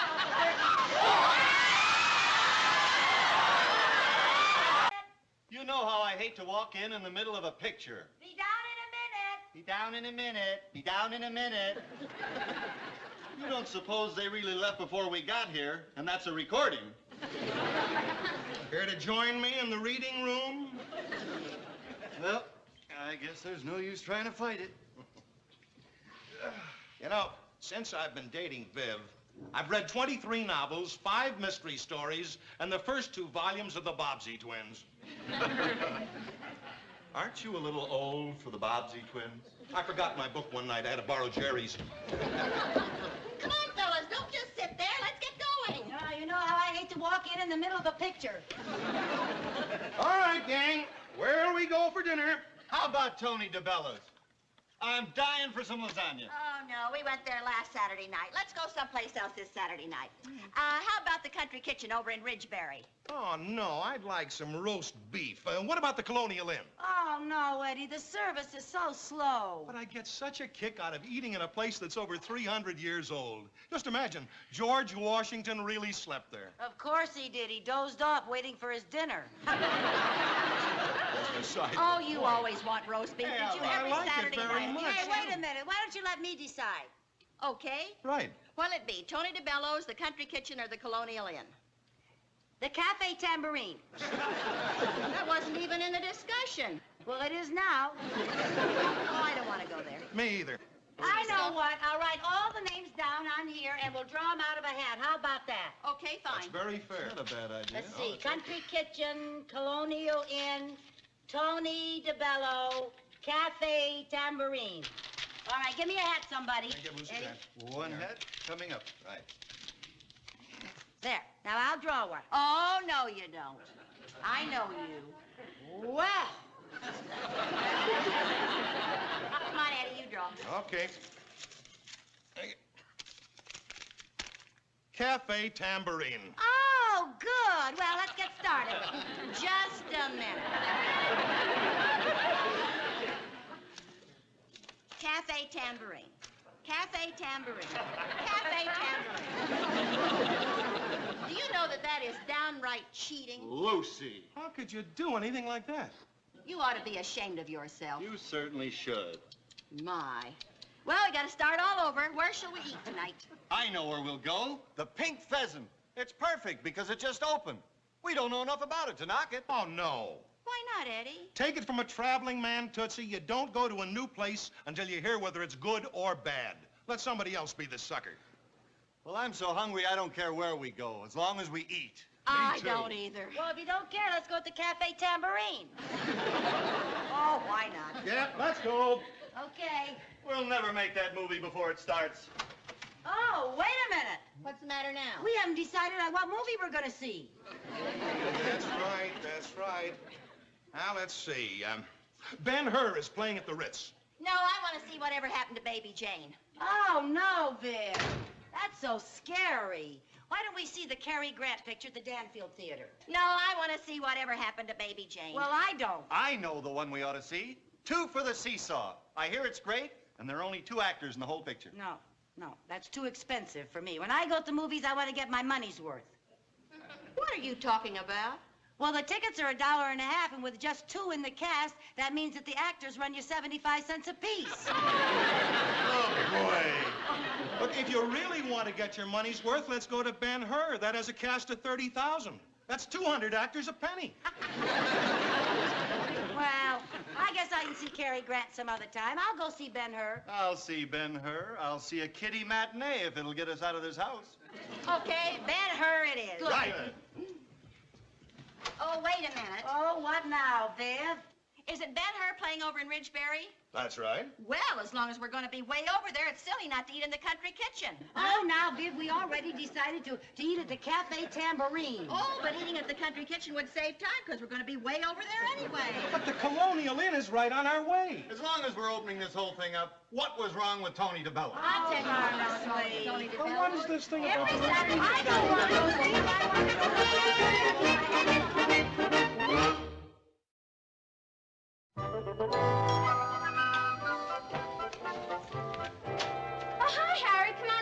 Chris. How are you? Oh, just fine. Mother, Harry's here. Be down in a minute. I'm ready for her this time. Have a good time. Thanks, sweetie.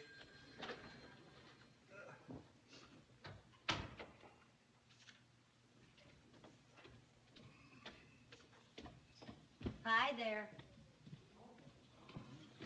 Are you really ready on time, or is that a fancy bathrobe? Put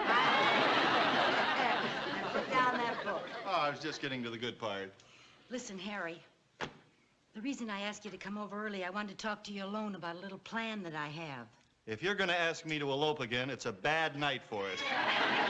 My ladder's broken. No, that's not what I had in mind. Good, I wouldn't want to disappoint you. Harry, I just thought maybe, for once, we could go out alone on a Saturday night without Viv and Eddie. Anything wrong? No, there's nothing wrong. I love both of them very much. But to tell you the truth, I'm just a little tired of these Saturday night town hall debates. Where do we go? What do we do? What do we see? Where do we eat? That is a grim little scene. Yeah, but the problem is how to tell them we don't want to be with them without hurting their feelings. Why don't we tell them the truth? You mean just walk right up to them and say, Viv, Eddie, we're sick of you? That doesn't sound right, nope. You've just been given 2 tickets to a Broadway show. I have? I hope it's a musical. No, I meant we'll just say that you've been given 2 tickets to a Broadway show. Oh? And then we'll pretend that we have to catch the train, but instead, we'll go to the Pink Pheasant and have a lovely evening all by ourselves. Isn't that a little risky? Suppose we bump into Eddie and Viv at the Pink Pheasant. Well, you remember what Eddie said last week about going to new restaurants? Oh, yeah. Let somebody else be the suckers. Yeah, so that's just the place for us suckers to go. That's it, then. Good. It'll be wonderful to spend Saturday night without Vivian. Oh, there you are. You look pretty, Viv. Thanks a lot. I'll get it. Hi, Eddie. Come on in. Hi.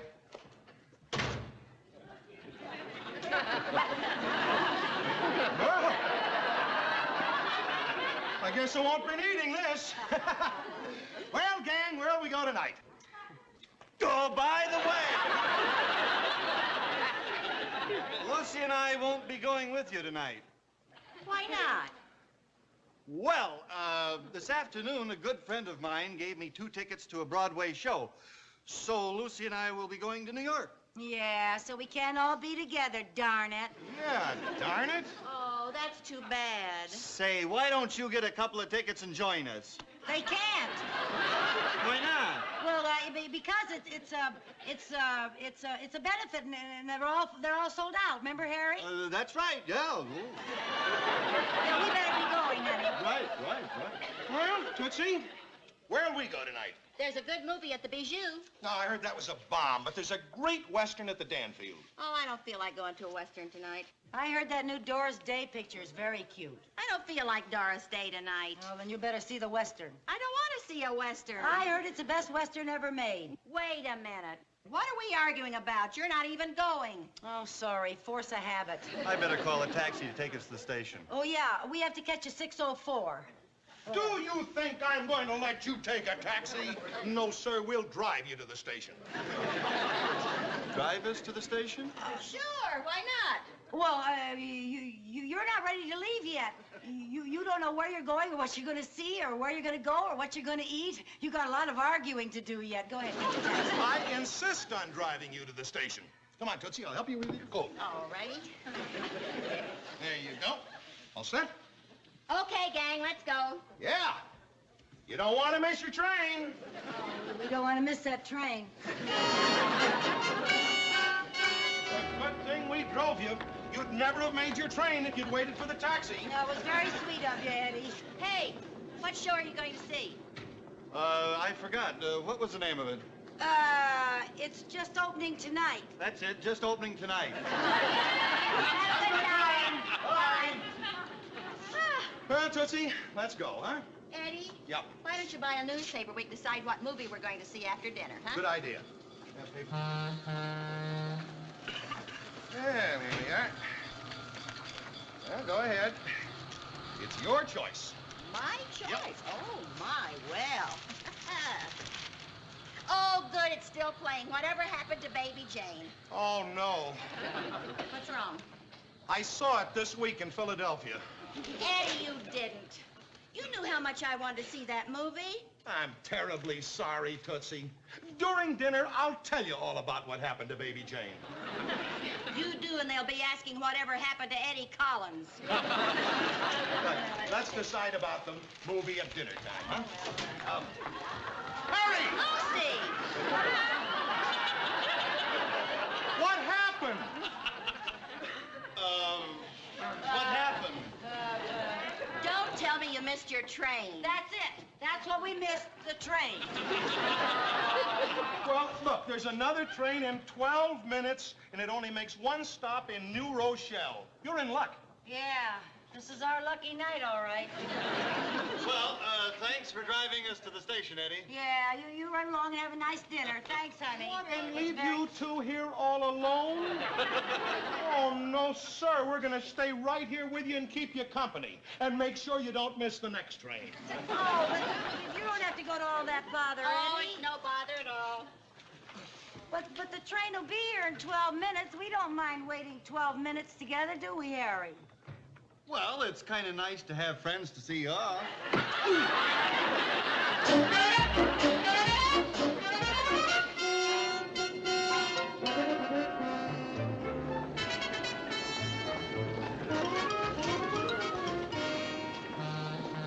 Well, that's an interesting way to start an evening, making a round trip to New Rochelle. We could have gotten off before New Rochelle, but I'm too chicken to jump off a moving train. You know that's a lot of trouble to go to get rid of your two best friends. You're right. Let's get to the Pink Fizz, and I'm starved. I'll call a taxi.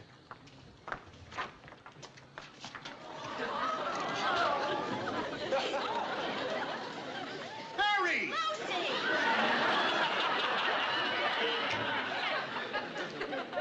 What in the world are you doing here? What happened? Well, we got on the train and...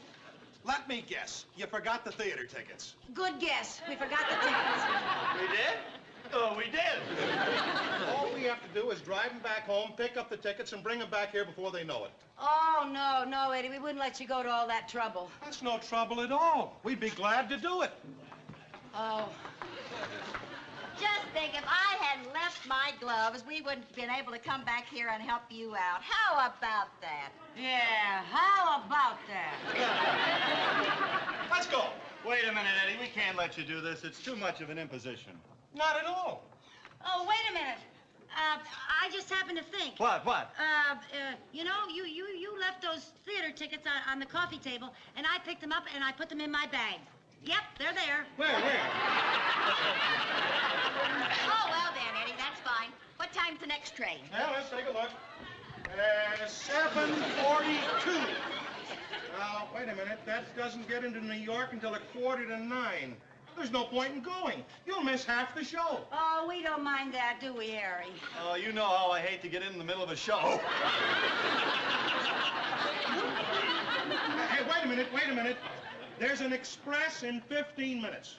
Yeah, but that doesn't stop here. Yeah, I know, but it stops at Ridgebury, and we can drive you there in 10 minutes. Oh, no, that won't be necessary. No, that's too much trouble. We'll just catch a train right here.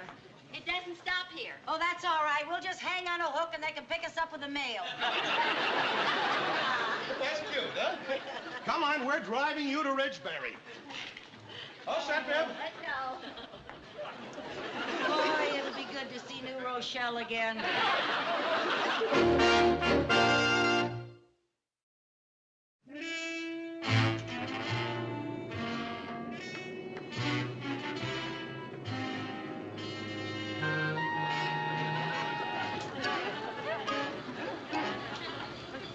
Oh, boy, it's good to be back in Danfield again. I was kind of growing fond of New Rochelle. Call a taxi cab. I'm starved. Right. Oh, wouldn't you know? You know, if we'd been traveling in a straight line, we'd be in Miami Beach by now. You're right. And if we were in Miami Beach, Viv and Eddie would be meeting us at the station and shoving us back on the train for New Rochelle.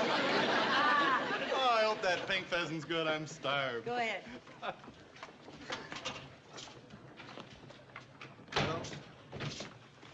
Harry! Nice seeing you. How you been? Come on, let's go.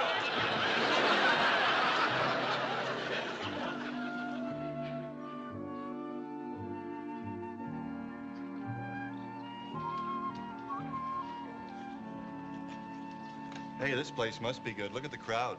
Yeah. The thing I like about it, it isn't leaving in 2 minutes for New Rochelle. Would you like to order? Oh, yes, sir. Would we like to order? Tell him. We'll have the roast beef rare for both of us and a couple of shrimp cocktails. Yes, sir. And the roast beef about that thick and nice and juicy, huh? Yes, I'm ma'am. very... Are they still there? Oh, I'm sorry.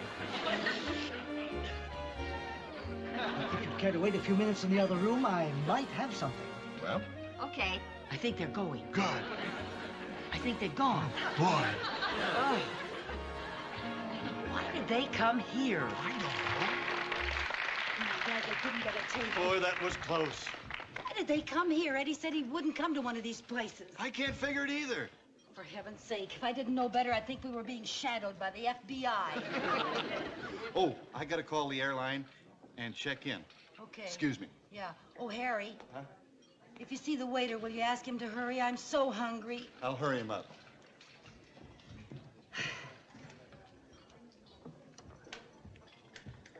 Good evening, madam. Oh, good evening. May I play something for you? Oh. Do you know Dark Eyes? Ochichornia? Ah, Or of course. Chichonia? Yeah.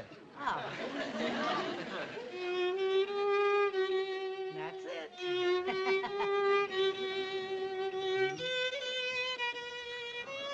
I have a table for you, Mr. Collins. Oh, good. Thank you, thank you.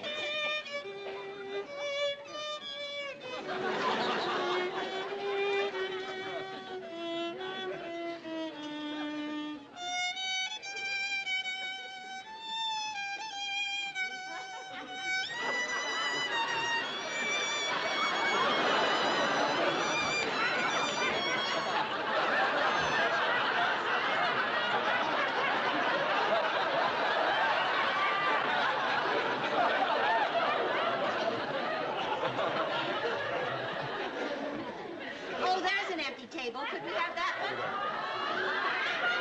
All right, I didn't know. Is that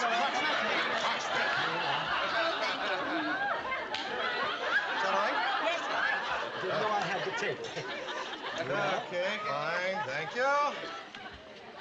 You know, I still don't like the idea of coming to a restaurant that hasn't been recommended. Now, Eddie, this is the only restaurant within a radius of 20 miles that had an empty table, so it has been recommended by me. Well, we'll just see how good it is. All right. Oh, pardon me. What for? I just kicked you. No, you didn't. Didn't you feel anything? No, it must have been the table leg. Oh. Oh, wow! I felt it that time. Oh, I'm so sorry, Eddie. Okay. Are you ready to order? Oh, are you ready? Yes, I want a shrimp cocktail and prime ribs of beef, medium rare. That's 2 large shrimp cocktails, prime ribs, medium rare, and a nice, big, thick, juicy steak. Yes, sir. Okay. I'll have the waiter bring the shrimp cocktails right away. Thank you. Now we'll just see what kind of service they have. 2 shrimp cocktails.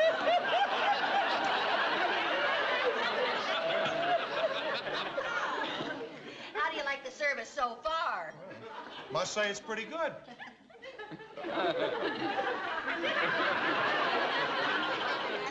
No, sure. There you are.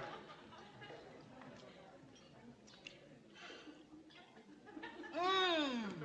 Oh, that's the best shrimp I ever tasted in my whole life. That's pretty good sauce, too. Mm-hmm. Oh, would you like a roll? No, thanks, Eddie. I'm trying to cut down. Oh, come on, come on. One won't hurt. Well, I guess one won't hurt. Oh! Let it go, let it go.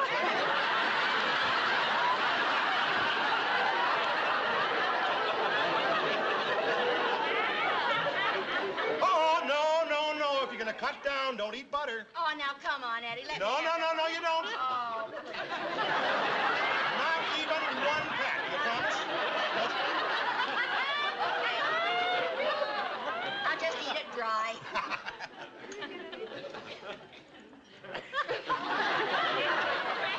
Oh, that's so good.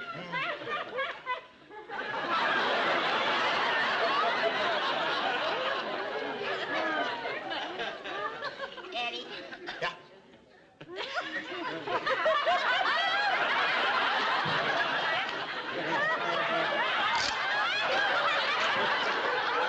That's funny.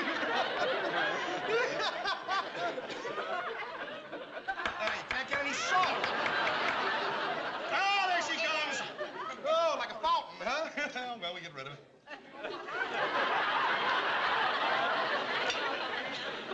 You know, Tootsie, you look awful pretty tonight. Thank you. Mm-hmm. Oh, Eddie. Everybody will look at us if you hold my hand like that. Well, nobody will see us if we hold our hands under the table.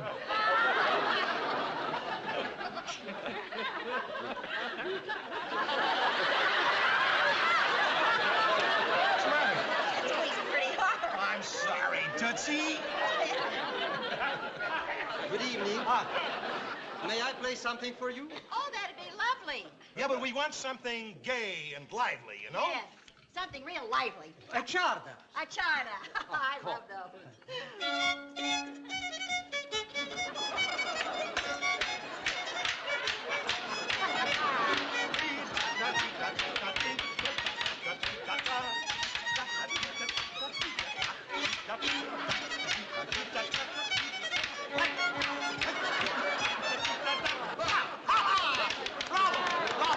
Thank you, Father. Thank you very much.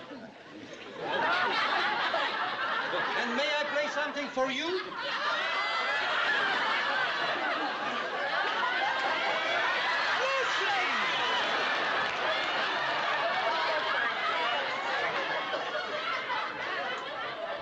Lucy, what are you doing under there?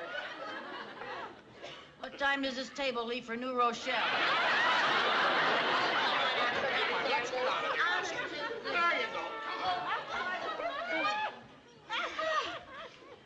Well, Harry, what have you Harry. got to say? Well, Lucy, looks like we're trapped. Yeah, we have a confession to make. We didn't have any theater tickets. We just wanted to be alone by ourselves on a Saturday night. Are you mad? We have a confession to make, too. What? We wanted to be alone on a Saturday night. That's why we kept putting you on that train. What's that bulge? I guess I put on some extra weight. I guess you put on some extra paws. Oh! Now, what do you think you're going to do with this dog? I promised Amy Schaefer I'd take good care of Alvin, and he always sleeps on the foot of her bed. Well, now, honey, I'm sorry, but Alvin's just going to have to rough it in a box in the kitchen for the next few weeks. Oh, Mom, he'll be lonely, and he won't be able to sleep. Now, I'll read him a bedtime story. Go on. Sleep tight, Alvin. Good night, honey. Alvin? What kind of a name is that for a dog? Whatever happened to Prince and Rover? Oh, quiet, Viv. You'll hurt his feelings.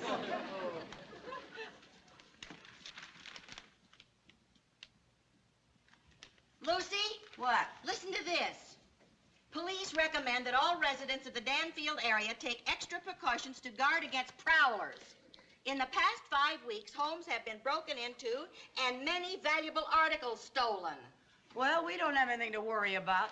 Why not? Well, if you were a burglar, would you take a chance on going to jail for my $1.98 pearls and your muskrat chubby? Well, a burglar won't know we don't have anything until he's broken in and begun to burgle.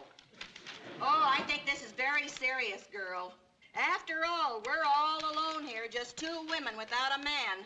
You don't have to rub it in. No, I mean without a man to protect us. Yeah, that's right. But Harry's next door. Oh, a lot of good he is. It's just our luck to have a pilot for a next-door neighbor. He's always out of town.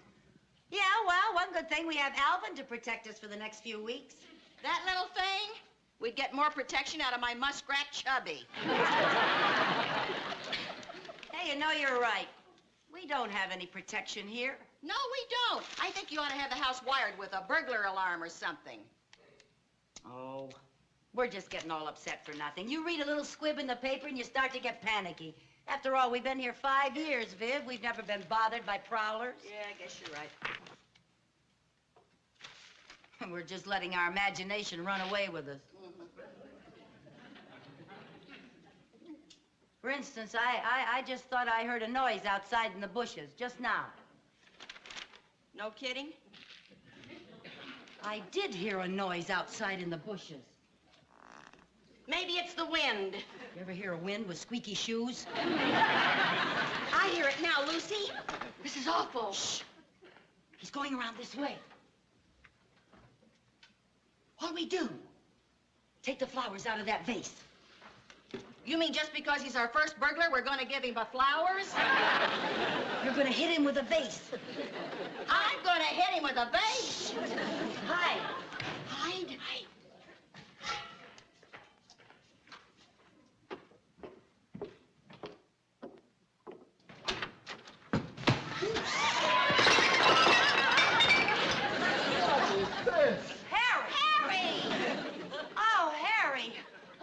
Here. I thought you were in Bermuda. Well, believe me, I wish I were. Oh, are you hurt? Did I hurt you? I'm sorry. Oh, are you I'm all right? I'm all right, but my lump hurts. Oh, we thought you were a prowler. Yes, there's been a prowler scare in the neighborhood. Yeah, and I know who's been scaring them. Harry, this is very serious. He's robbed a lot of homes. It's all over the papers. Yeah. I know that. That's why I came over here, to bring you this whistle. Now, if you get in any trouble, you just blow this whistle. Now, come over here faster than you can say Jack the Ripper. Jack the Ripper. Well, a lot of help you're going to be. You're even afraid of the whistle. Well, you won't be blowing it right in my ear. Just blow the whistle and I'll come running. Oh, sure. All the way from Bermuda? Oh, yeah, that's no good, Harry. You're only home part-time. Well, maybe you'll get lucky and get a part-time prowler. Oh. Now, this is serious. We really need protection, Harry. Hey, I've got it. Why don't you two take judo lessons? Judo lessons? Yeah. What good would that do? We couldn't overpower some big man with judo. Sure you could. Why, one of the stewardesses took judo lessons and a pilot got fresh with her. She threw him right to the floor. Oh. I don't believe it. Well, it's true. She almost broke my ankle.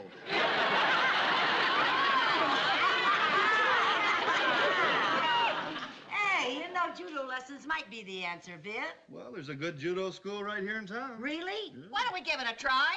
Okay, let's. All right. Listen, I'll see you kids later. I gotta go. All righty. Thanks for coming over, Harry, and Okay. thanks for the whistle. Say, is that my umbrella? Oh, yeah. Thanks. Remember, I returned it.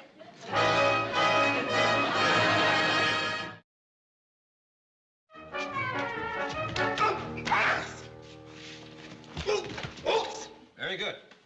Oh, Ed, I've got a couple of women getting ready for their first lesson. Would you fellas mind sticking around to help out? Be glad to. Okay, good. Let's get back to work. Ready?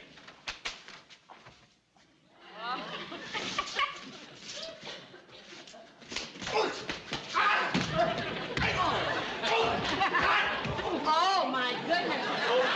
Won't you come in, please? Won't you come in, please? Oh, hello, Mr. Sheldon. Mrs. Carmichael, Mrs. Bagley, how are you? How do you do, Mr. Sheldon? Well, shall we get started? Okay. Well, now, I usually teach my students a combination of judo and karate. Judo and what? Karate. That's the science of open hand and foot fighting. Uh-huh. Oh, these are my students, Ed Parker and Lou Capola. Oh. Oh, Oh, no. No, not until we've had a few lessons. Yeah. Well, let's show them what can happen after a few lessons, eh, Ed? Now, if you ladies just stepped over this way. That's it. It's all part of what we have to learn? That's right. All right, Ed, anytime you're ready. Now, you watch closely. Yes, sir. Ow! Oh, I'll bet that's smart. Well, it's all in knowing how. I don't believe that. Now, let's begin by practicing movements. Ed, would you show them, please? How about that? You ladies would stand over here. Uh-huh. That's right. What will we ever use that for? What's that? Is Would that... you ladies try, please? Oh, yeah. Do that again, please. I'm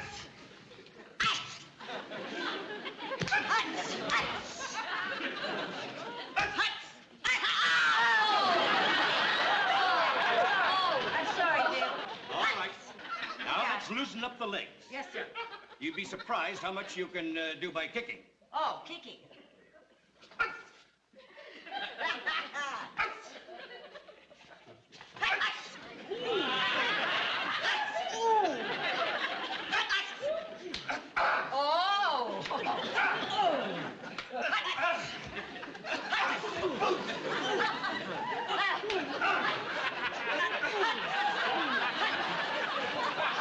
All right, ladies. All right. All right. Now, let's try a few combination moves.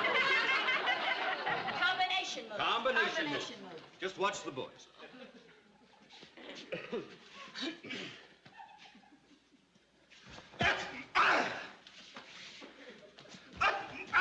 Mr. Sheldon, why do they go, why all that yelling?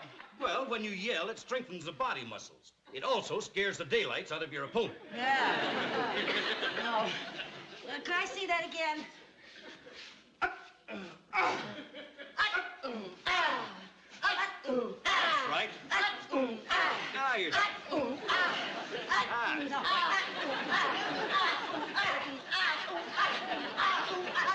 it's kind of fun. It's kind of like an Indian tribal dance, isn't it? Yeah.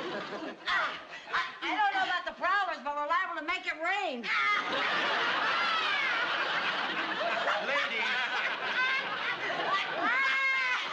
Ladies, please. Now, I'd like to show you how to defend yourself. Yes, sir. Now, Ed is a prowler, and you're in the kitchen. And he sneaks in through the door and grabs you. Oh. Well. Now, what would you do? I don't know. That's what I came to find out. Well, your first instinct would be to scream as soon as he grabs you. No, I screamed the minute he came through the kitchen door. All right, go ahead, scream. Oh, boy, have you got strong thumbs. You'd be terrific at tiddlywinks. Now I'll show you what you should do. Put your palms together like this. Why, and pray he goes away? Then quickly you move your hands and your arms between his arms, breaking his hold. Breaking his hold. And now you chop down on the neck. Shut down on the neck. That'll do it, huh? That'll do it.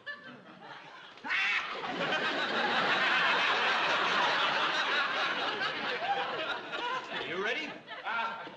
All right. Go. Oh, shit.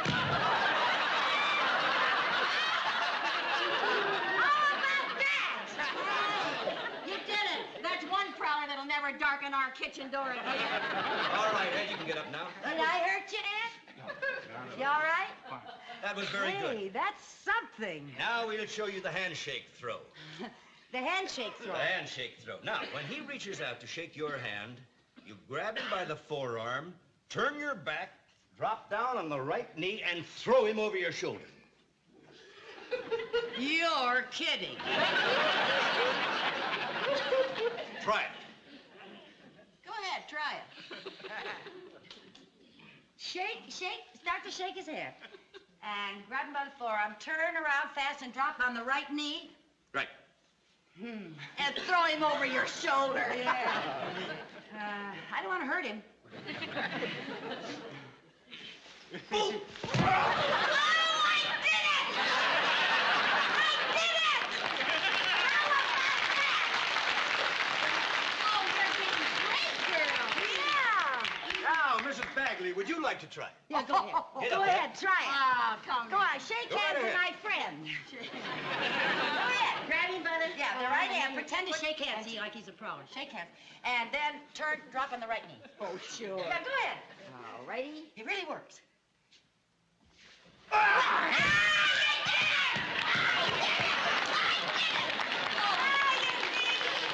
great. Thank you. There's just one thing. What's that?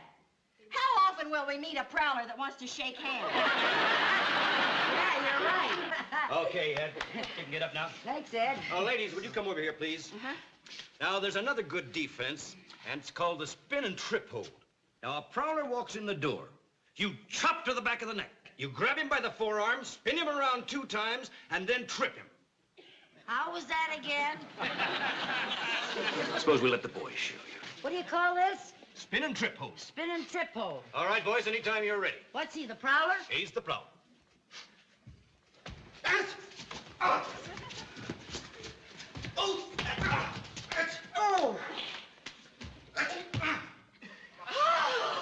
Boy, could I have used that when I was married to Ralph.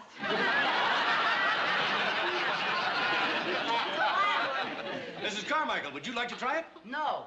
Oh, come on. If you do it, I'll do it. All right, All Ed. right. Get up. Ready? Get into position. Now, he's a prowler. He He's comes the in the kitchen door, and I chop, chop, and chop, chop, chop. And then I spin around, trip. Oh, boy. All right, come on. Ouch!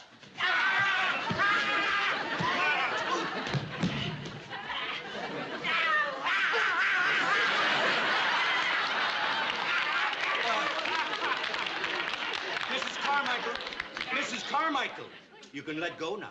I'm gonna make him say uncle. Say uncle! Say uncle! I guess that's how you say uncle in karate. All right, Ed, you can get up now. Thanks a lot, fellas. Oh, thank you very much. I'll see you in the Yeah, morning. thanks, fellas. Oh. Thank you. So long, boys. Bye. Oh, they're wild. Wow.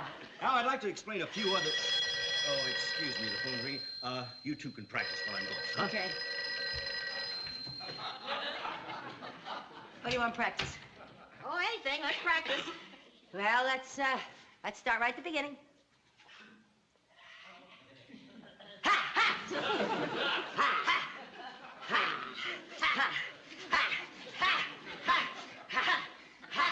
Ha! Well, one of us has to grab the other sometime. Okay, start something. All right, let's do the spin and trip hold. You know, where spin you around, All trip righty. you, and all that. Okay, now. Ha! Ready? Yeah. Go. Ha! Wait a minute, I'm spinning you. No, I'm spinning you. You know I want to spin you. Viv, I'm spinning you. I don't want to practice that one anymore anyway. All right, let's do the handshake throw. All righty? Oh, boy.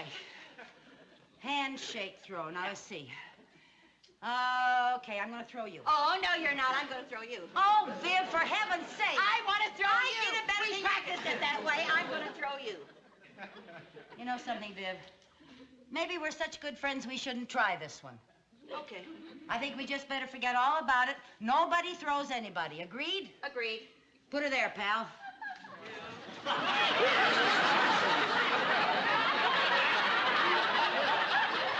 a sneaky thing to do. Well, you're not playing fair either. You're supposed to be sailing through the air by now.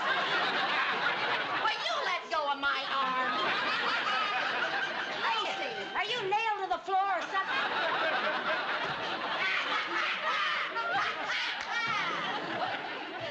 Well, how's it going? Hit a snag. Well, I think you've had enough for one day anyway. Uh-huh. Now, I'll see you on Wednesday, and meanwhile, I'll give you a few of my booklets which you can study. All right. If you'll just come into the office, please.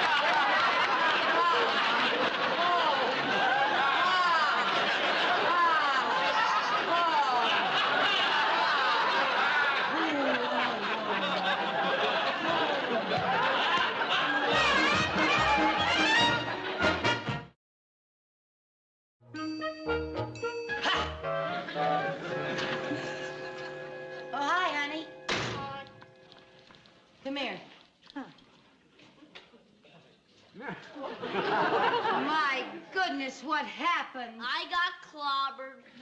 Who clobbered you? Nobody. Nobody. I'm no squealer. Come on now, Jerry. Tell me, who hit you? I don't dare. Why not? Because if the person who hit me finds out I told, I'll have 2 of these. Oh, my goodness. Who gave you that shiner? He's not talking. Apparently, it's the code to the playground.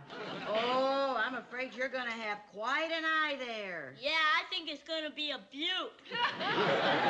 Probably some big bully. It's just a shame the way bigger boys go around picking on the littler ones. Yeah. Hi, Sherman. I suppose you tattled and told everybody I gave you the shiner. I didn't open my mouth. So you're the big bully. Now, just a minute. Before we start calling someone a bully, let's know the facts. I'm sure that if Sherman hit Jerry, he must have had a perfectly good reason. I did. I bought a brand new whistle to call Alvin with, and Jerry grabbed it. Amy gave Alvin to me, not you. But it's my whistle. I spent 39 cents for it. Is that any reason to hit a little boy half your size? Now, don't blame Sherman just because you happen to have a short son. Short? He happens to be 2 years younger than Sherman. People don't go around hitting people smaller than they are. They do if the smaller people go around pestering them. Jerome, would you go to your room, dear? I'd like to talk to Sherman's mother alone. Sherman, darling, would you go to your room, too? I'd like to talk to Jerry's mother alone. What are you waiting for, Jerry? We have the same room. So? He'll clobber me again. Well, go to the kitchen and put a cold cloth on your eye. Here, your old whistle. Who wants to call your old dog?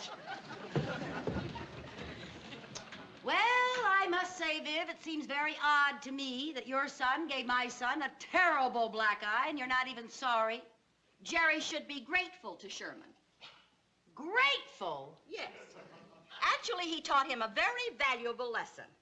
He'll have to learn now that as he goes through life, if he's going to pester people, he's going to run into people who are bigger than he, and they'll give him a black eye.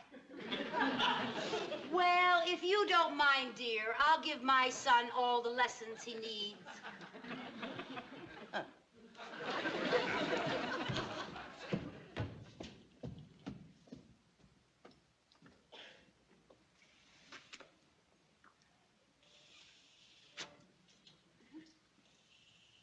I'm afraid you and Sherman have been fighting over nothing, honey. This whistle's broken. No, it isn't, Ma. It makes a sound only dogs can hear. Oh, really? Hey, you're right. Well, it really works. Alvin, you sure got good ears. Mom? What, honey? Will Sherman ever shrink down to my size? I don't think so, dear. I guess I'll never be able to get even. Hey, wait a minute. Maybe you will. Just maybe you will. I might be able to give you a few pointers.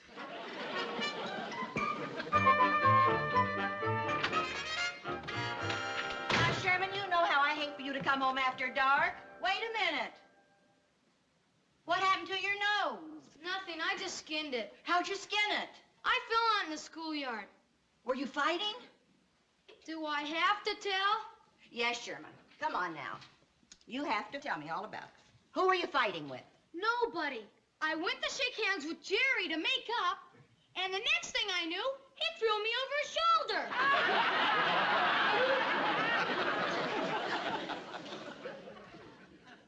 Lucille!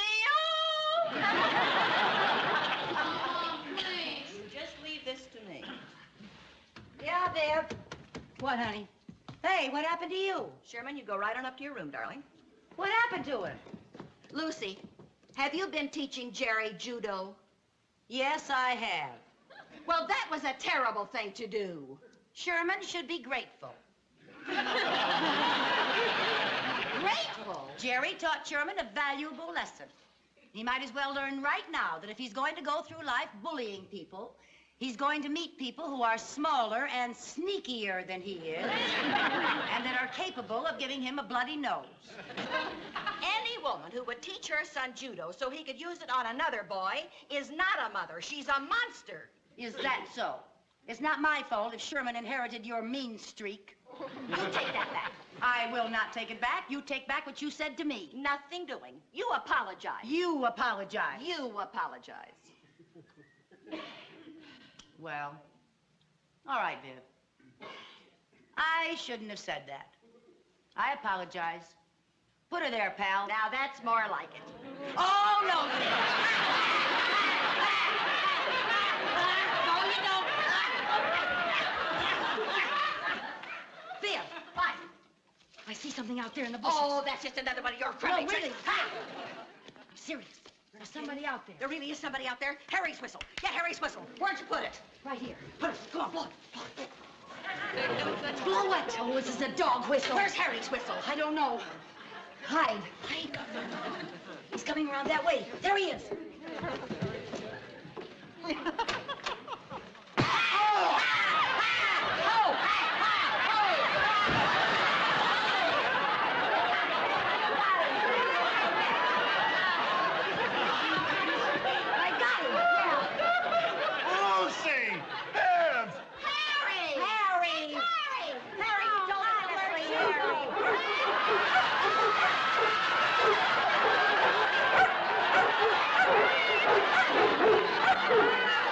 When you come home from school. Hi, Chris. Oh, hi, Aunt Viv. Mom, the dreamiest thing happened today. Really? What's his name? Oh, Mom, it's not a boy. It's even better. What's better than a boy? The band had tryouts for drum majorettes, and Cynthia and I were 2 of the 6 chosen. Oh, honey, that's marvelous. Oh, I knew you'd be excited. Congratulations, darling. We're going to have a celebrity in the house. How about that? Thanks, Aunt Viv. Gosh, it'll be a blast. Marching with the band, twirling a baton. Well, Viv, like mother, like daughter, huh? Were you a drum majorette? Was I a drum majorette? I want to tell you, I was a champion. You know, I won a silver cup for the Jamestown High School. Yep, I really did. Yep, I saw the cup. In the freshman preliminary twirl-off, she was a 19th runner-up. Well, a cup's a cup. So you see, Chris, you're a chip off the old block. Now, naturally, if you want any help, I'd be glad to give you a few pointers. Thanks. Oh, you don't know what a thrill you're in for. Marching in front of your school band, cheering on the Danfield Bears, strutting along, holding your head up high, and twirling your baton. Oh, Mom, I'll need $40. $40? Uh-huh, to buy a special outfit. Chris, don't you get enough exercise in your gym class? Stomping around in front of some noisy old band. But you just said you were delighted. Oh, that was $40 ago. Why so much? When I was a drum majorette, my outfit only cost $7.50. Sure, but that was a long, long time ago. You make it sound like our team mascot was a dinosaur. Well, wasn't it? Oh, you be quiet. I'll bet your mother gave you the money for your outfit. She did not. I had to get a job and earn my money. Oh. Hey, that's a thought. Maybe you could get a job. What kind of a job? I don't know how to do anything. Like mother, like daughter. Will you be quiet? Now, look, honey, there must be something that you're able to do. How about babysitting? No, that would take me too long to make enough money. Yeah, that's true. I know what kind of job I could get. What? I'll be a movie star. Well, honey, don't you think we could try to get a job somewhere between a movie star and a babysitter? Get it, Chris. It's for you. How do you know it's for her? We haven't gotten a call since she became a teenager. That's true. Hello? Oh, hi, Cynthia. Oh, what'd your mother say? That's exactly what my mother said. Yeah, well, we can get part-time jobs and pay for the outfits ourselves. Oh, she did? Oh, that sounds marvy. Neato. Yeah, I'll talk to you later, okay? Bye-bye. What? Cynthia knows where we can get jobs. Where? Her mom knows Mr. Wilbur at the ice cream parlor, and he said he might hire us part-time. Marvy! Oh, neato.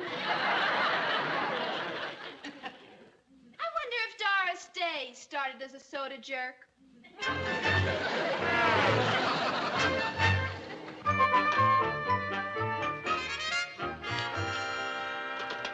Here we are, Cynthia. One chocolate soda and a hot fudge sundae. Thanks, Chris. Could I try the next order, Mr. Wilbur? I don't know. Do you think you're ready? Oh, yes, sir. I've been watching you for 2 days now. All right, here you are. Your own scoop. Oh, look. Hi. Doesn't she look adorable? Anybody would look adorable surrounded by all that ice cream. Oh, thanks, son. look at that. Oh, there's Cynthia. Hi, Cynthia. Hi. How do you like your new job? Gee, it's swell, Mrs. Carmichael. You look so cute in that outfit. Thank you, Mrs. Bagley. Congratulations on becoming a drum majorette. Oh, thank you, Sherman. Aren't you going to say something nice to Cynthia? I'll have a banana split. A banana split, that'll spoil your dinner. I know, but what a way to spoil it. I'll have a banana split, too. Fine. What do you have? Oh, I'll just have a small glass of, My treat. Oh, well, then I'll have a hot fudge sundae with a lot of chopped almonds on it. Would you like a cherry on top? No, thanks, dear. I have to watch my figure. I'll have a chocolate soda, honey. Coming right up. You know, I think I'll go over there and watch Chris while she works.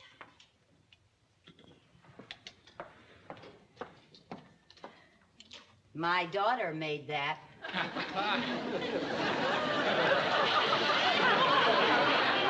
Hi, Mr. Wilbur. Hello. You take care of the banana splits. I'll take care of the rest. Okay. It was very nice of you, Mr. Wilbur, to let the girls work here. Had nothing to do with being nice. I need a little extra help.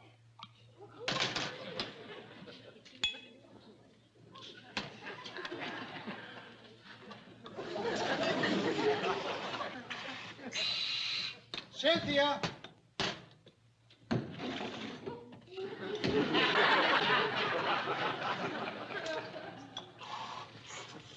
Hey, you do that awfully well. Thank you. I think those are the best banana splits I've ever seen. Thanks. Hurry up with the banana splits. Okay. Mom. What? I've got a little problem. What is it? Well, we have to march in our first parade Saturday, and payday isn't until next week. And I was kind of wondering, well, I don't know how to say this, Mom. You were wondering if I would loan you $40 to pay for your uniform and you'll pay me back. You're a mind reader. No, I'm a mother. Oh, thanks a lot, Mom. Oh, that's all right. Anybody that can make a banana split like that is a very good credit risk. Cynthia! Coming, Mr. Wilbur. There you are. And another.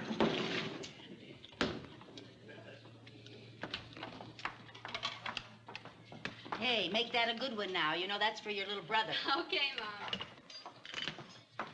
Enjoy, enjoy. Cynthia! You are. And another. 2 banana splits. Here they come. There they are. Oh, boy. Oh, boy, look at that. I'm finally glad I got a big sister.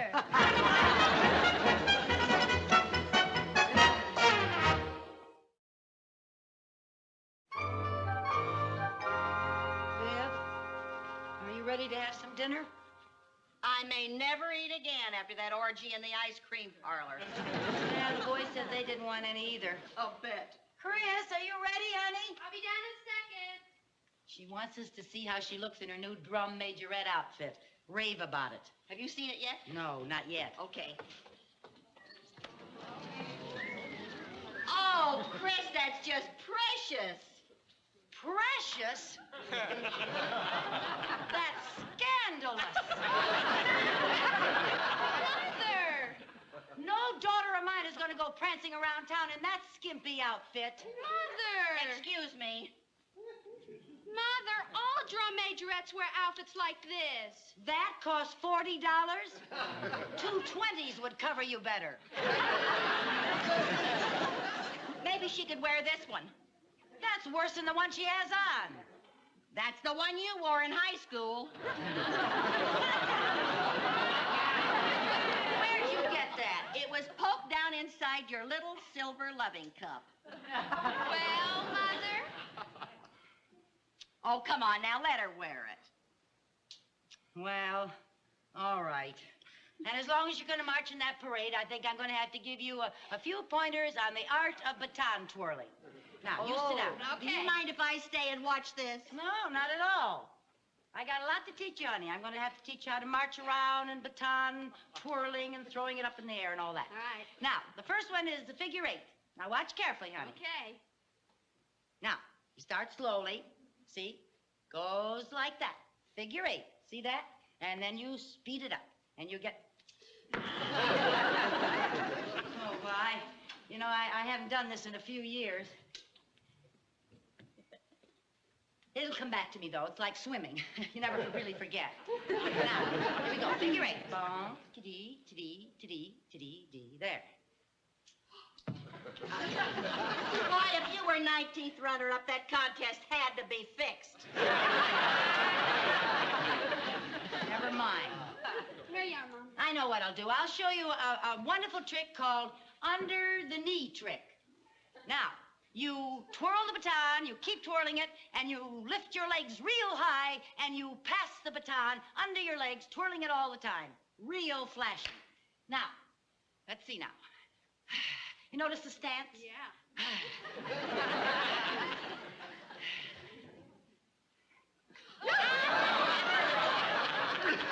Watch that, will you? My insurance doesn't cover being hit by a flying baton. I'm sorry, but you didn't get hit, so don't squawk. Well, you could have hit me. I know one. It's called bounce the baton bit. You bounce the baton on the ground, and it goes high up in the air, and while it's up there, you make a complete turn and catch it in the back. It's a beautiful trick. Now then, let's see. Oh,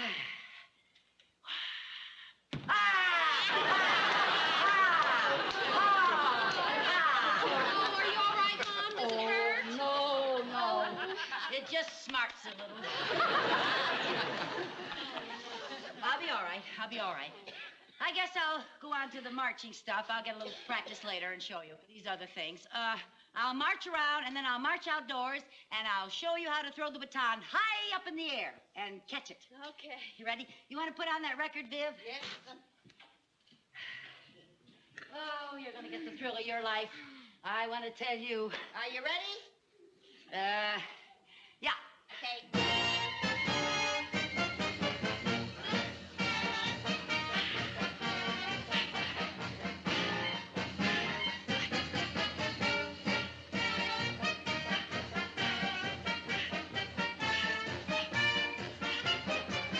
Open the door!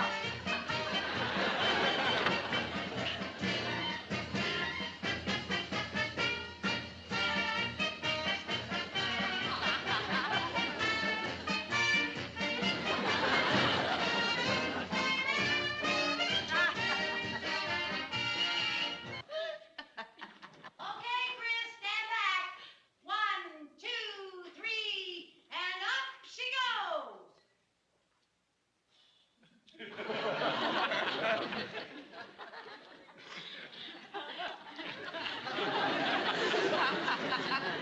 Sherman! Yeah? You see that tree outside your window? Yeah? You see that branch that looks like a baton? Yeah? Well, it is. Would you reach out and get it and bring it to me, please? Oh, quiet. Here it is. Thank you, dear. How do you get up in the tree? Never mind, Sherman. Well, now, you think you got the hang of it? I think so, Mom. You want to give it a whirl? Okay, I'll try. Okay, now remember, stance. Stance, very important. Now, do the best you can. Take it All right. easy. Just go slowly at first. Okay, put the record on. All righty.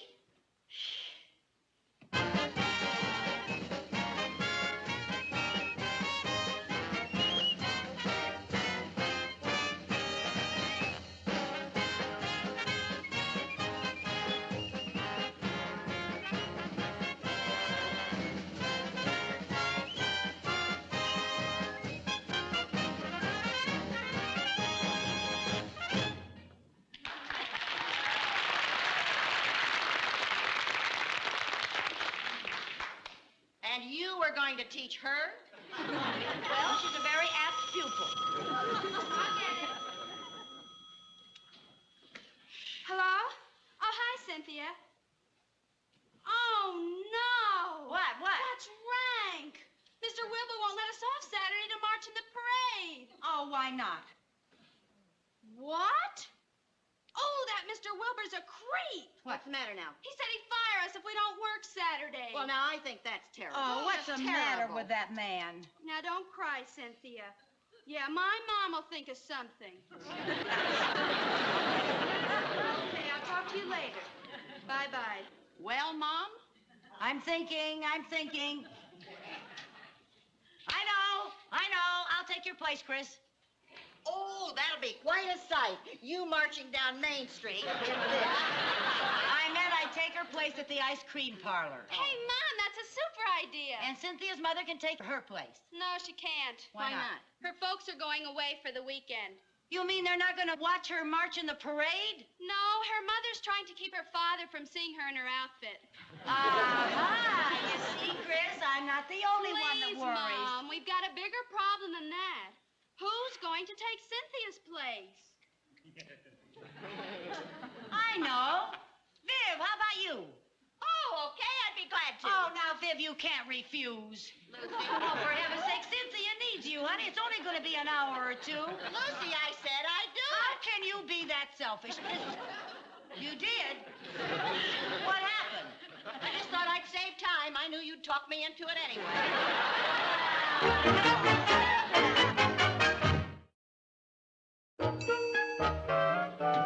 Well, we're ready.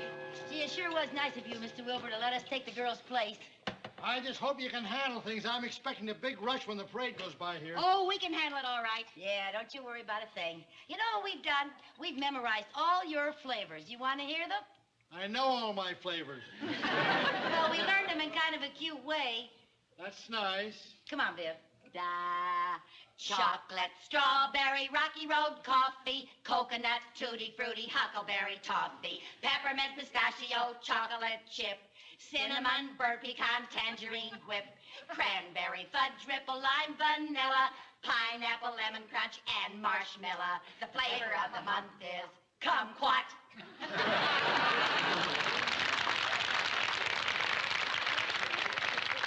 Very nice. Now, Mrs. Bagley, would you take this marshmallow soda, Yes, sir.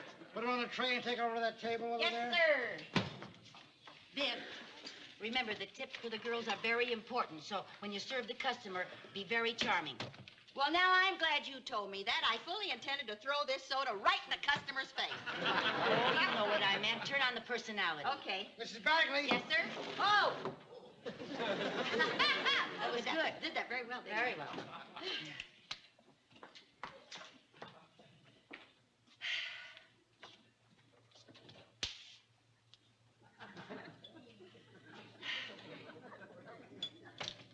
Cola. Beer. Strawberry. And,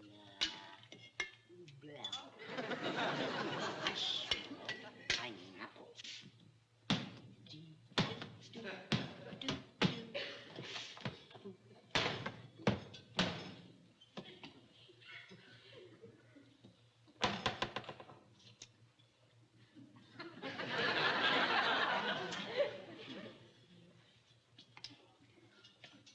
Oh! Look, but don't taste. Well, I was just trying to find out about your flavors. If I know all about them, you see, I can sell them better. I can tell you all about them. They're all delicious. Check the straw containers. Yes, sir.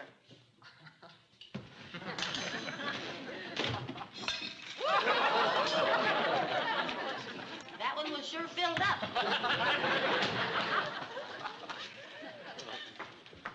Mr. Wilbur, there's a customer over there who wants 4 gallons of kumquat ice cream.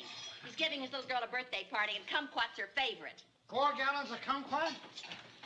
I've only got enough here for today's crowd. You know, that's the flavor of the month.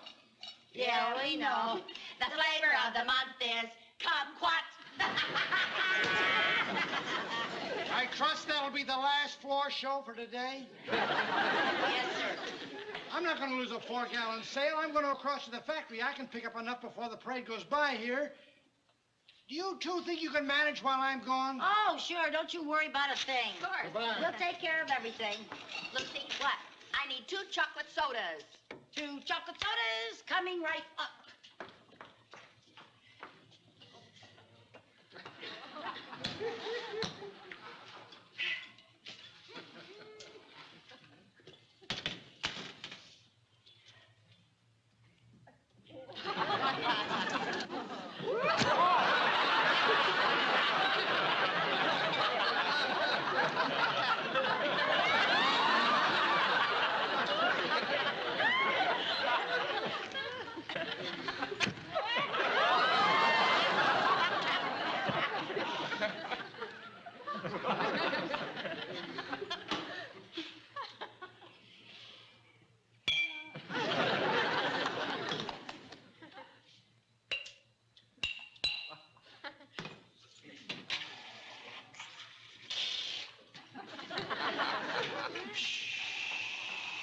Lucy, where are my 2 chocolate sodas? Coming right up, coming right up, coming right up.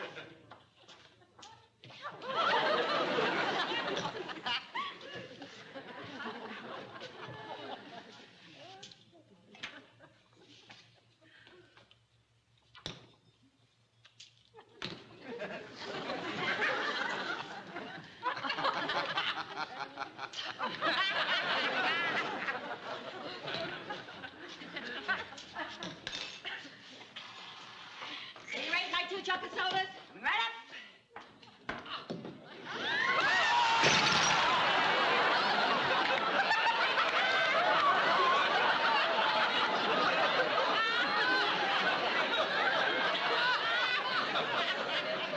What are you trying to do? Well, I was just trying to do like Mr. Wilbur does. Well, at least he gave me a warning. All right, Bagley.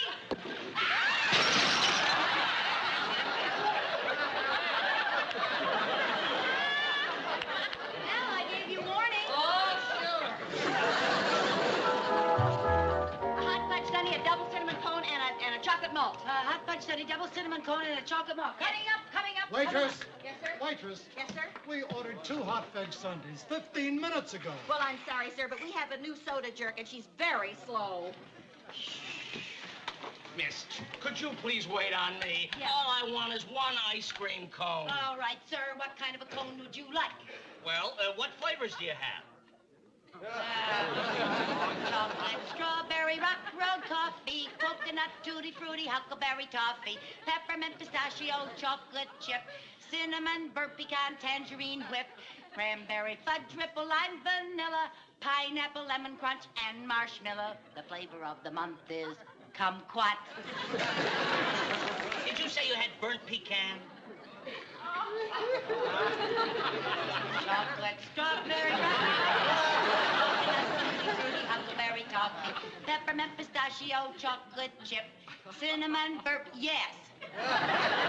All right, I'll have 1 scoop of burnt pecan and 1 scoop of, let me see now. Did you say you had huckleberry? Chocolate, strawberry, coconut, tutti frutti, yes, huckleberry. All right, I'll have 1 scoop of burnt pecan and 1 scoop of huckleberry. Righto. We're all out of burnt pecan and huckleberry. Oh. Did you say you had lemon crunch? Chocolate, strawberry, rock and roll coffee, coconut, tutti frutti, huckleberry. Forget it. I'll take a double chocolate. Yes.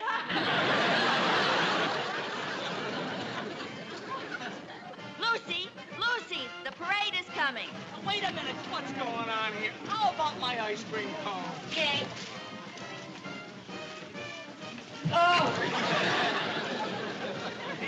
Listen, give me my cone. Coming right up. Lucy, they're almost here. Lucy, there's Chris! Chris!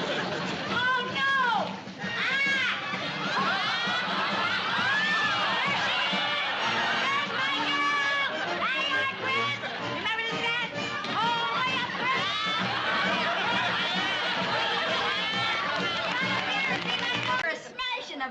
Day parade.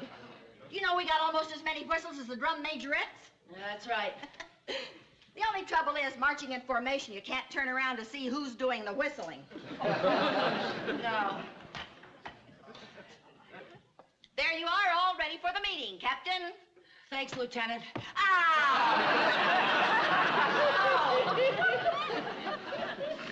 Lucy, you're acting awful funny. Is anything wrong? Wrong? What should be wrong? There's nothing wrong. Well, you're acting so nervous. Oh, don't tell me you've got stage fright because you have to read your financial report to the girls. Yeah, I guess so. Well, all you have to do is to tell them what Councilman Bradley said when he gave you the $325 for our uniforms. Give the check to the treasurer. The girls all get reimbursed $25 apiece. That's all there is to it. Yeah, that's all there is to it, really.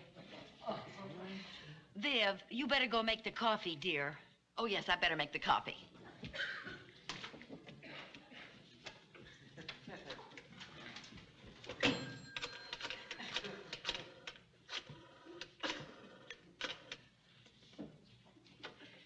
Hello, Councilman Bradley? This is Captain Carmichael, the Danfield Volunteer Fire Department.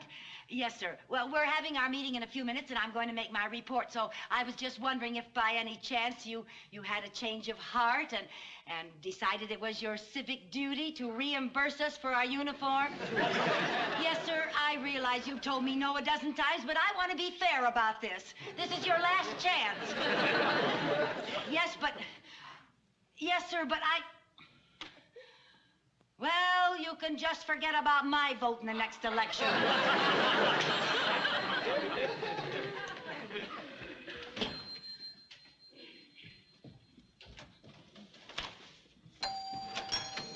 Hi, Lucy. Hi, girls. Oh, so glad to see you all. Hi, darling. Now, just sit in place you want to. Find your places there. Oh, goodness, we all look so smart in our new uniforms, I can hardly stand it. Too bad we can't wear them to fires. Lucy, my husband Sherwood said to tell you he thinks our new uniforms are just great looking. Oh, that's good. My Elroy must think so, too. When I walked out the front door, he pinched me. He hasn't done that since last New Year's Eve. Well, Harvey says I can buy all the clothes I want as long as the town council pays for them. You know what, girls? These uniforms are so good looking, I'll bet we wouldn't mind paying for them ourselves. They're not that good looking. Pay for them ourselves. Okay, sit down now. Let's get the meeting started. Come on, find your places, girls. All right, here we go. You know what, girls? Instead of having a dull old meeting, why don't we just have some coffee and sit around and gossip, huh? Who we gossip about? We're all here. Oh, that's right. Well, I'll tell you what. I'll leave and you can talk about me. Oh, Lucy. Come on, just read your report so we can get our money. That's all I'm interested in. Well, okay. The meeting will now come to order. Any old business? Any new business? The meeting stands adjourned. Get the coffee, Bill. Aren't you forgetting something? Oh, yeah. I forgot. When you get the coffee, get the donuts. No, I mean your report. Oh, by George, you're right. You know, Audrey, with your memory, we ought to make you historian. Yeah, how about that? All those in favor of making Audrey historian, say aye. Aye. Motion carried. Meeting adjourned. Get the coffee. Just a minute. Lucy, I move that Lucy read her report. I second the motion. Aye. Well, it has been suggested that I read my report. Last week, your captain met with Councilman Bradley. He mentioned how much the town council appreciates the work we girls are doing as volunteer firefighters and formally commended us on the fine showing we made in the Founders' Day Parade. After thanking him, your captain presented a request for an aspiration to repay the volunteers for the purchase of their uniforms. Under no circumstances would the council lay out 1 penny without to stand the cost ourselves. The report is up for approval. Do I hear any no's? Report approved. Who wants coffee? Lucy, would you read that last part again? You talk too fast. I I don't talk too fast. You listen too slow. I'd like to hear that last part, too. I couldn't understand one cotton-picking word. I didn't get it either. I'll read it to you. Councilman Bradley said that under no circumstances would the council lay out 1 penny, and we would have to stand the cost ourselves. Do I hear any no's? Report approved. I'll get the car. Hey, just a second. Are you trying to tell us we're $25 apiece? Well, now, girls, $25 is not a fortune. Well, it is to me. I've got 6 kids to buy shoes for. I certainly never intended to spend $25 of my clothes allowance on this thing. I need a new dress. Me too. I'm going to look pretty silly going to my daughter's wedding in this uniform. What happened? Before I read my report, you thought these uniforms looked great. Well, they look crummy now. Remember, Viv, we got whistled at. Before I spend $25 to get whistled at, I'll go out in the kitchen and turn on the tea kettle. Lucy, what happened to that big personal connection you had with Councilman Bradley? I thought you sat next to him at a dinner party and got very chummy. Well, I did. I told him all about the volunteers and how we needed new dress uniforms, and he said we were doing splendid work, and to be sure and let him know if there was any little thing that he could do. Then what happened? Well, is it my fault if he thinks $325 is too big a little thing? Oh, Lucy, you put all of us in a terrible spot. I know. You know the way she was going along. Well, now, girls, now let's not panic. After all, well, we should be able to raise the money. Now, just how do you propose that we raise $325? Well, let's have a rummage sale. We had a rummage sale last month. We worked like dogs and made $4. $4. I know. We'll sell cookies door to door. And muscle in on the Girl Scouts? I got it. We'll have a paper drive. A paper drive. Yeah, well, why not? Now, Little Jerry's school a couple years ago made oodles of money by collecting old newspapers. Now, we'll collect the newspapers, and we'll sell them to Don Sharp, the salvage man. He pays $10 a ton. And we'll make enough money to pay for the uniforms, and we may make a little profit. But, Lucy, $10 a ton, we'd have to get at least 33 tons. That's hard work. Besides that, where are we going to keep that many papers after we collect them? We'll keep the papers right here, right out in our yard. Now, all those in favor say aye. Those opposed, no. The ayes have it. We'll have a paper drive. Get the coffee, Bill. Too late. Meeting adjourned.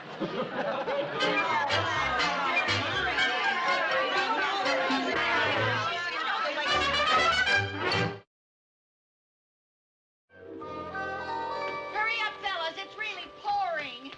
Oh, wouldn't you know it would rain the day we collect all these newspapers? I've got to get home. I left my windows open. Oh. Is this the last, Lucy? Yeah, this is the last. Don't bring any more in here. Why not? Just put them down and come on in. I'll show you. Put them down. Come on. Sheesh.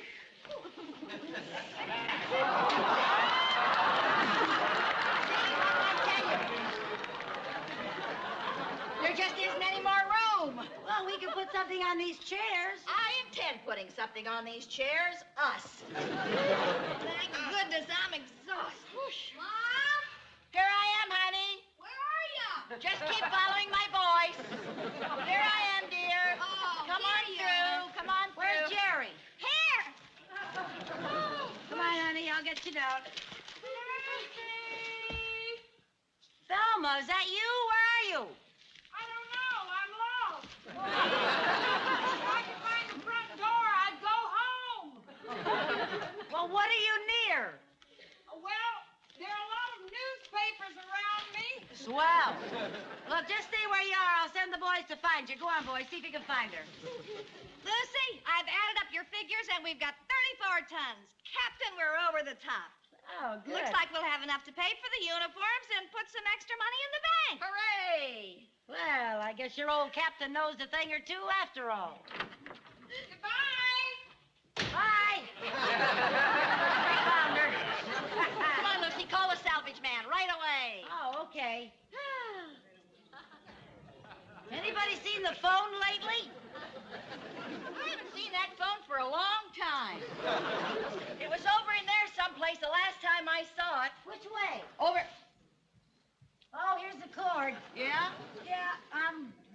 on it. She's found it. Well, it looks like our old captain pulled us through again. Yes, I guess that's why she's the captain and we're the crew. Hello, Mr. Sharp. This is Lucy Carmichael. Remember 4 years ago I was chairman of the paper drive at the Danfield Elementary School? Uh-huh. And we sold you 18 tons of paper? Well, sir, I've broken my own record. I've got 34 tons for you this time. You what? Oh, Mr. Sharp, you can't be retired.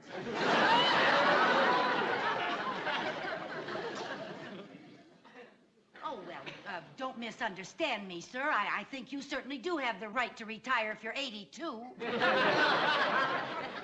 Yes, sir, but before you leave for St. Petersburg, could you give me the name of another salvage man in town? There isn't. But Mr. Sharp, there's got to be another salvage man in Danfield. Well, thank you. Goodbye. Lucy, are we stuck with 34 tons of damp newspapers in our living room? You mean we did all this work for nothing and we're still out the money for our uniforms? Lucy? Lucy? Now we know you're in there somewhere. Come on now, you've got to face us sooner or later. Lucy! You come out of there. Lucy, you come on out here. It looks like we'll just have to flush her out. Lucy? Lucy! Lucy? Lucio! Lucy! Come out of there, Lucy! Lucy! Come on, Lucy! Lucy, come on now.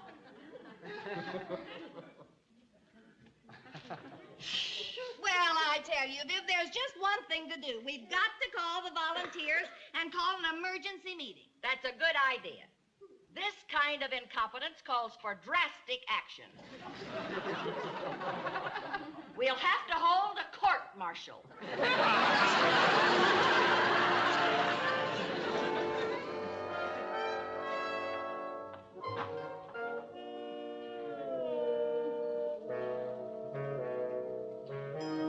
court-martial of Captain Carmichael is now in session.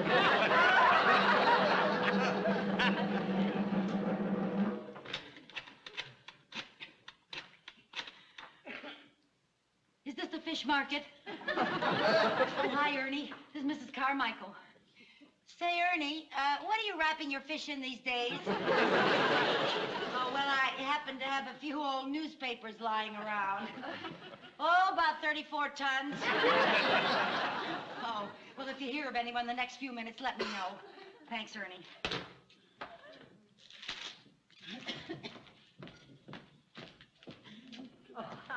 We'll see you now.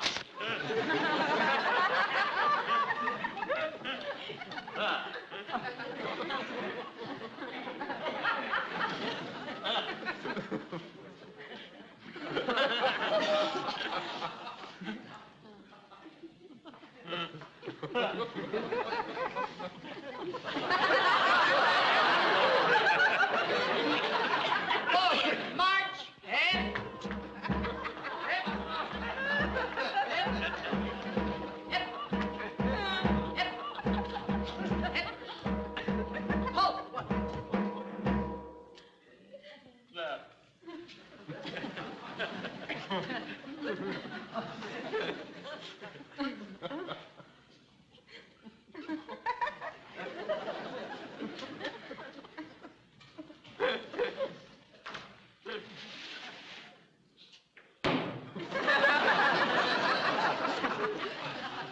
Captain Carmichael, rise and face your accusers.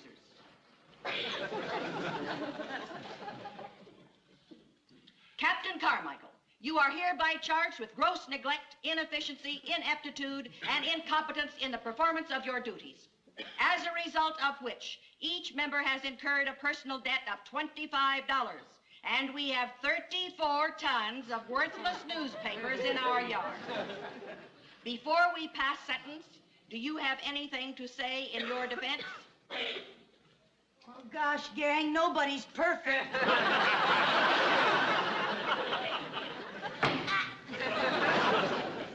In view of the charges, it has been decided that it would be to the best interest of the volunteer fire department if you were given a dishonorable discharge. Attention. Ex-Captain Carmichael.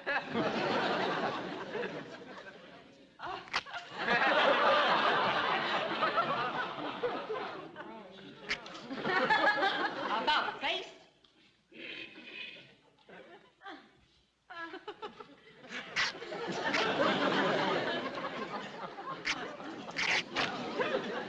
About face.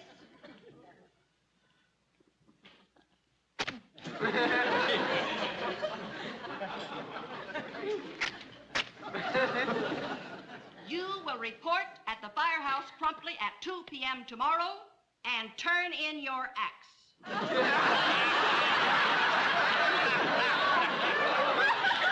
Oh, not my ass! Oh, please give me another chance. I'll never goof again, I promise. Audrey, how can you do this to me after all we've been through together? Remember how we stomped out those burning leaves behind the gas company? Thelma, can you ever forget the look on Grandma Sutton's face when we rescued her cat out of that tree? And Viv, you of all people, we're roomies.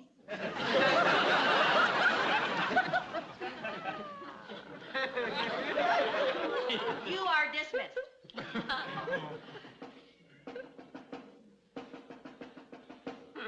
Oh, Viv. Thelma. Audrey.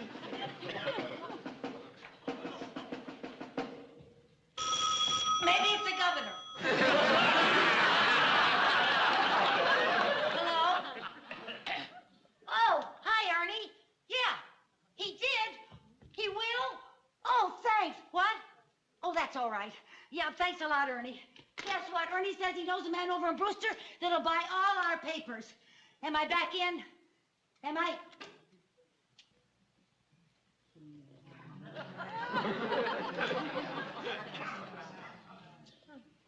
You're back in. Oh, thank you. Thank you. There's just one little thing. What's that? Yes, what's that? Since Brewster's 23 miles away, they won't be able to come over here, so we'll have to rent a truck and take the papers over there. You're back out.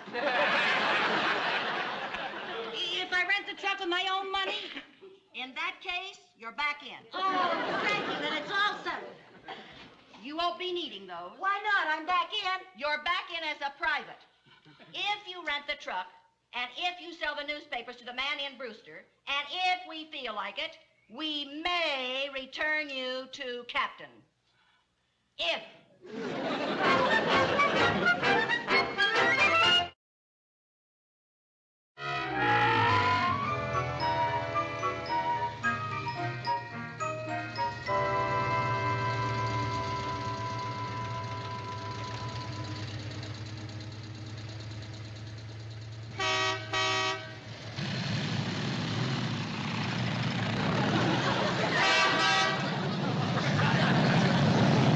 Just a wave to him.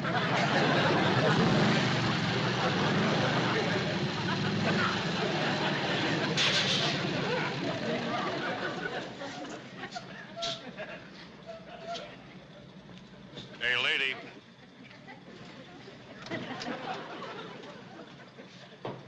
Yes, sir? Where do you think you're going? Right here. Can't you read? Oh, yes, sir. It says the Brewster Salvage Company.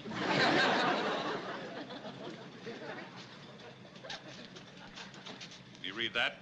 One way. May I see your driver's license, please?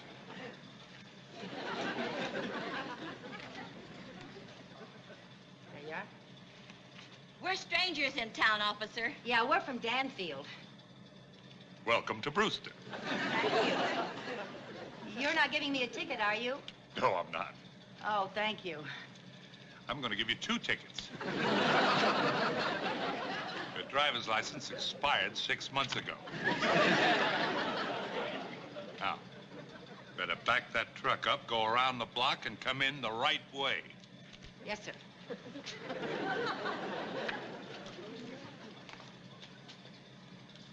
Oh, officer, I don't suppose, since we're right here where we were going, that you'd let me unload the newspapers first and then back out, would you? Well, it was just a thought.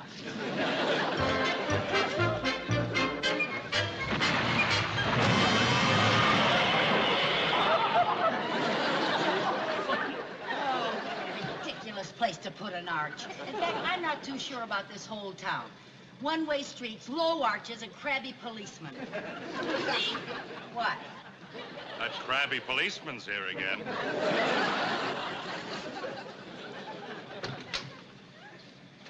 You told me to go around the block. Around the block, yes. Halfway down the block and through the alley, no. What are you going to give me a ticket for this time? Demolishing public property. This is a landmark. Don't you ever go to bank holdups or anything? This'll make it 3 of a kind. Now, I could give you a ticket for being uncooperative and another one for being a litterbug if you care to try for a full house. No, thank you. And let's clean this mess up, back out of here, go around the block, and come in the right way. Yes, sir. Come on, Viv. Clean up this street. Pick it up and put it back there.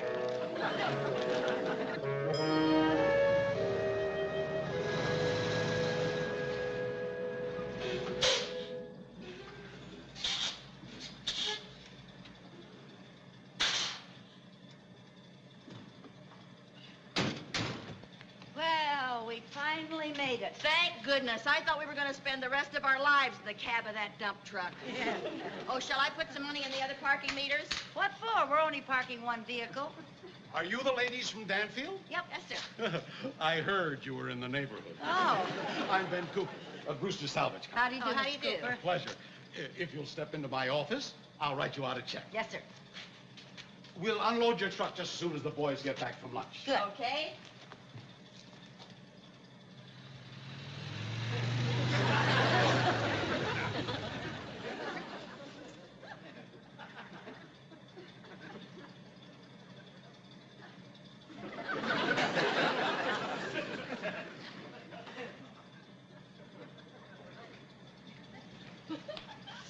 Well, Viv, there it is. We can pay for all the uniforms. Won't the girls be excited? I can hardly wait to get home and tell them. Yeah. Hey, let's dump the newspapers ourselves and get out of here. Okay.